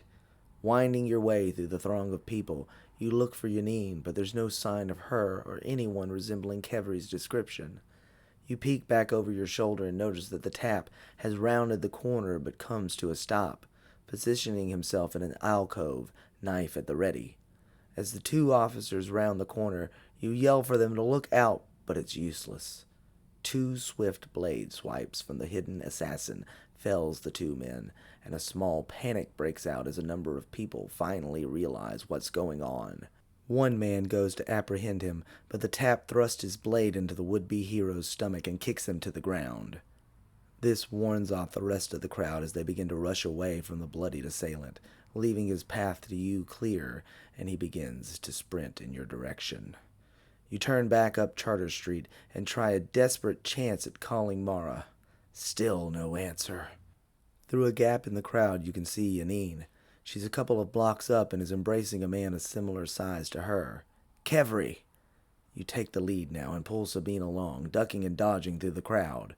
You worry that you're going to rip Sabine's arm off, you're moving so forcefully, but there's no time for consideration. As you come out of the last of the crowd, you nearly topple over the two reunited lovers. Exhausted from the sprint, you bend over, resting your hands on your knees. Your heart slams against your chest with every rapid pump. You try to plead with the group to get off the street, but your words come out like someone speaking with tongues, your brain overwhelmed with adrenaline, anxiety, and fear coursing throughout your body. "Can you believe I found him?" Yanine says excitedly, apparently forgetting that they're being pursued by a violent and unrelenting force. "Get off the road!" You hear Sabine yell, and you see her rush past you to force them onto the sidewalk. You're all alone at this moment, but not for long. A shadow looms over you, cold and dark. You lift up your head and you see, for a moment, the outline of the tap as he descends upon you. Suddenly, you're forced to the ground, head bouncing off of cobblestones, hands and knees scraping the road beneath you. You hear the sound of metal clanging against the stone road, and a spark flies past your eye. He just missed the mark. Just beyond your reach, you see the derringer laying on the ground, having been dislodged from your purse. You turn around and see the tap kneeling above you. His eyes are still black, but around the iris is a ring of burning orange. Brow tensed into an angry contortion of wrinkles, teeth gritted and wet with saliva and blood. His nose, a thin, pointing protuberance, beads with sweat, and a droplet runs off of the tip of it and onto your face. His hand raised and ready to bring down the jagged and bloodied knife, you glance around and can see nobody. No one is willing to help. You can notice feet running in panic, hear voices crying to each other to stay back. You think you even hear a laugh coming from afar. You're alone. Alone with your killer. And there will be no mercy this time. No call from the HTTC. You stare into the two black orbs surrounded in fire and accept what is to come. A blur of blonde hair flashes into your field of vision, tearing your assailant from you. Sabine! You breathe for a moment and come to your knees in time to see the tap and Sabine rolling around on the filth-ridden road, a crowd of people surrounding them staring on in disbelief. Won't someone help her? You turn to look for Yanine and Kevry, but they're just as frozen as the rest of the onlookers. Cowards! Your gaze, irate and cutting, clearly affects Yanine, her eyes beginning to narrow in pain, concerned lines forming on her face, cutting into that pristine and callous facade she's carried until now. Turning back to the brawl, you see what little element of surprise Sabine gained from pouncing on the tap has now been lost. His hands firmly grip around her throat, causing her face to turn a bright red. You can't see the gun anymore, but the tap's knife lies on the ground in front of you. Sabine must have knocked it from his grasp. You go to pick it up, but a hand restrains you. It's Yanine, pulling you back to the curb. You try to protest, but see Kevry rushing over to the fracas, attempting to insert himself into the fight. He swings a fist and lands it against the back of the tap's neck, a move that seems to hurt Kevry as much as it does the target. The tap responds with a thrust of his heel into Kevry's shin, the single-booted kick toppling the giant of a man to the pavement. The tap continues to squeeze Sabine's throat, his body on top of hers now. You pull yourself away from Yanine, and picking up the knife, you lunge for the tap, but the two of them roll again, and now Sabine is on top, her throat still within his grasp. She's starting to kick at him, but the close proximity doesn't allow her to get the full benefit of her augmentation. Her face is turning purple now, and her eyes are looking bloodshot. You go to bring the knife down a second time, but he kicks at you, connecting with your kneecap and sending you down to the ground alongside Kevry, the knife falling from your grasp. You want to cry out for help, but there's no time to reach for deaf ears. The tap releases Sabine, her body wilting to the ground, seemingly lifeless, unmoving. The tap's shoulders rise and fall laboriously. Sabine's kicks clearly took more of a toll on the assassin than you thought. After a few deep breaths, though, the tap wipes his brow and grabs a hold of the knife as he comes to his feet. He stalks slowly over to you, wheezing and favoring his left side. A rock pelts him in the chest. Yanine's frightened attempt to help from the curb. The distraction affords you one last chance to attack, and you lunge forward, hoping to tackle your assailant. But your strength has left you. You land against the wounded menace, but he pushes you off with ease, and you find yourself kneeling before the monster. You feel a sharp, scraping sensation across your back, followed by the feeling of your skin peeling open between your shoulder blades. A surge of heat burns around your spine as blood emerges from the fresh wound and wets your dress. The opportunity to process the searing pain is halted when the tap jabs at your mouth with the toe of his boot, the hard leather smashing against your lips and throwing you down on your back. As you spit blood from your fresh wound, you look up and are blinded by the radiant sun, its yellow beams bathing you in the warmth, but you can't shake the feeling of cold coming into your fingertips and toes. You look towards Sabine and think you see a small lifting of her chest, but it doesn't matter anyways. You'll all be dead soon. The sun's rays are blacked out as the tap steps in between you and the golden orb. The cold seems to rush through your whole body now. You want to close your eyes and accept your fate, but you won't give him the satisfaction. You spit towards him, your bloody projectile unable to rise above his pant leg. You think you hear a slight scoffing laugh from the monster above you as he crouches over your prone body. You see his eyes for one final time, still cold and dark, still fiery at the rim, still full of disdain and hate.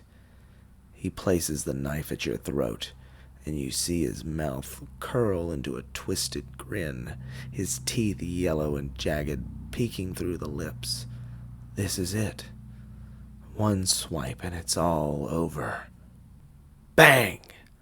An explosion interrupts your intimate moment with your executioner. A spurt of blood emanates from the shadowy figure's temple. His eyes widen into a shocked and surprised expression, matched by his now downturned and gaping mouth.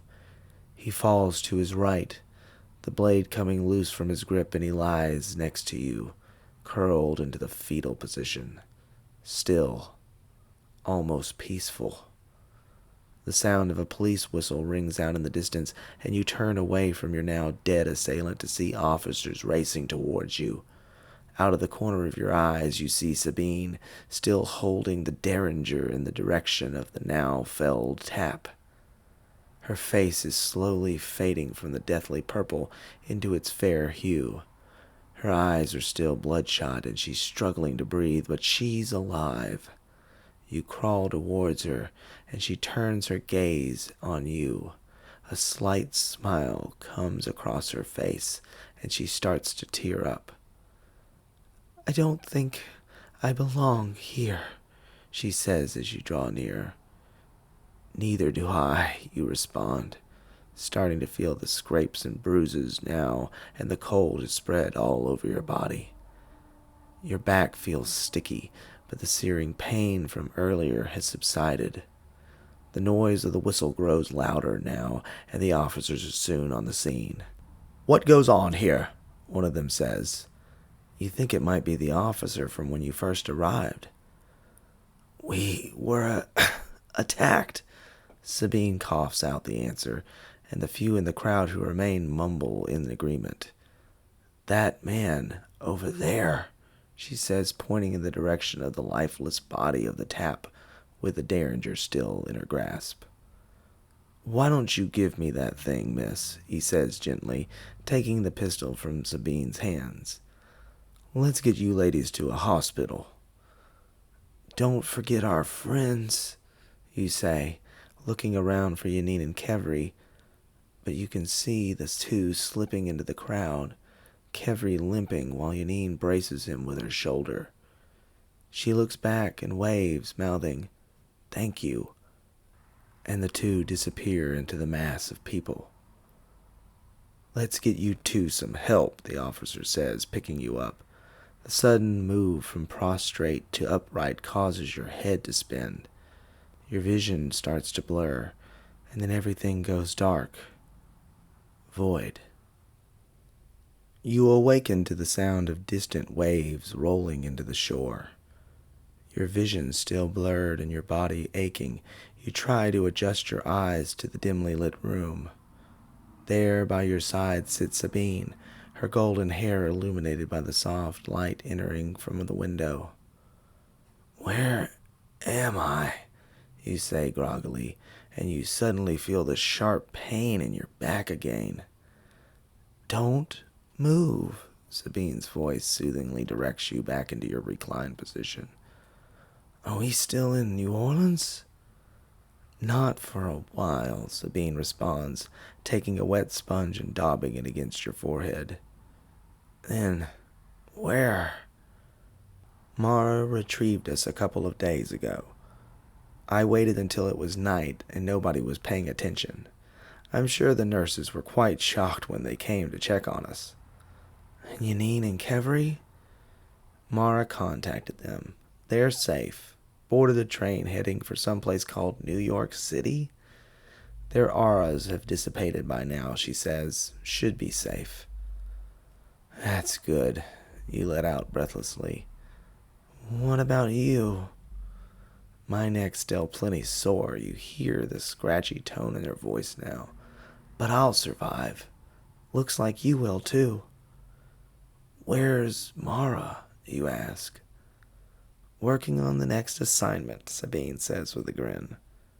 "What do you mean, assignment?" "There's plenty of people out there like Kevry. Mara's got the files on all of them. She's planning for future opportunities for us to go back and help rescue them. As soon as you're healed up, of course." "Oh, like hell I am," you say indignantly, feeling yourself lucid for the first time since awakening. "Kira," Sabine says in a soft, pleading voice, her eyes staring down at you. You see those pale irises that Yanine had, but these eyes are much more inviting and kind. "We can't let the government get away with this. It's our chance to do something meaningful, to be more than just an insignificant fleck. Regardless, it's the right thing." "And you want to do it all again," you protest. "The stress, the danger, the tap always around the corner, and whatever else they throw at us. If it means helping people who can't help themselves. Yes. Well, count me out, you say, turning over in the bed, and you feel a ripping pain in your back as though you've been slashed at again. Settle down, Sabine says, still with the motherly tone. It's starting to annoy you. I won't settle with anything. You spit back over your shoulder, eyes narrowed and concentrating on not showing the agony you're currently feeling. Well, if you don't go, then I guess I'll have to do it alone. With that statement, you wheel around and the pain intensifies. You can't hold it in anymore and you let out a scream, tears flowing down your face. You can't, you wince out. You'll never survive back there on your own. Then you'll have to come with me, won't you? The tone in Sabine's voice is starting to sound familiarly like Yanine's. Why am I always surrounded by dreamers and well-wishers? You let out in agony. So you'll do it? Sabine's face is vibrant and excited as when she posed for that picture at Mahogany Hall. I'm not saying anything until I talk with Mara. Can't be having her sit back here on her hands and expecting to collect 20%, that's for sure. 25 now, Sabine answers. What? She figures since she's doing all the research and the legwork up front, she's owed a better percentage. Don't worry, you'll still get 50% of whatever we make. And you'll be getting the other 25, I'm guessing. Naturally, Sabine says, a phrase which you repeat, but not in the happy tone she does. Sabine thrusts her arms around you, and the pain in your back wells up again, but so does a sense of comfort. The lavender from her scent and warmth of her embrace a salve on your scarred and bruised being. I'm so happy I met you, Kira, Sabine lets out through tears that dampen your shoulder. I'm happy I met you too, Sabine, you say, and you feel a similar sensation in your eyes as you squeeze harder, hoping to never let go of this moment, never to lose this feeling again.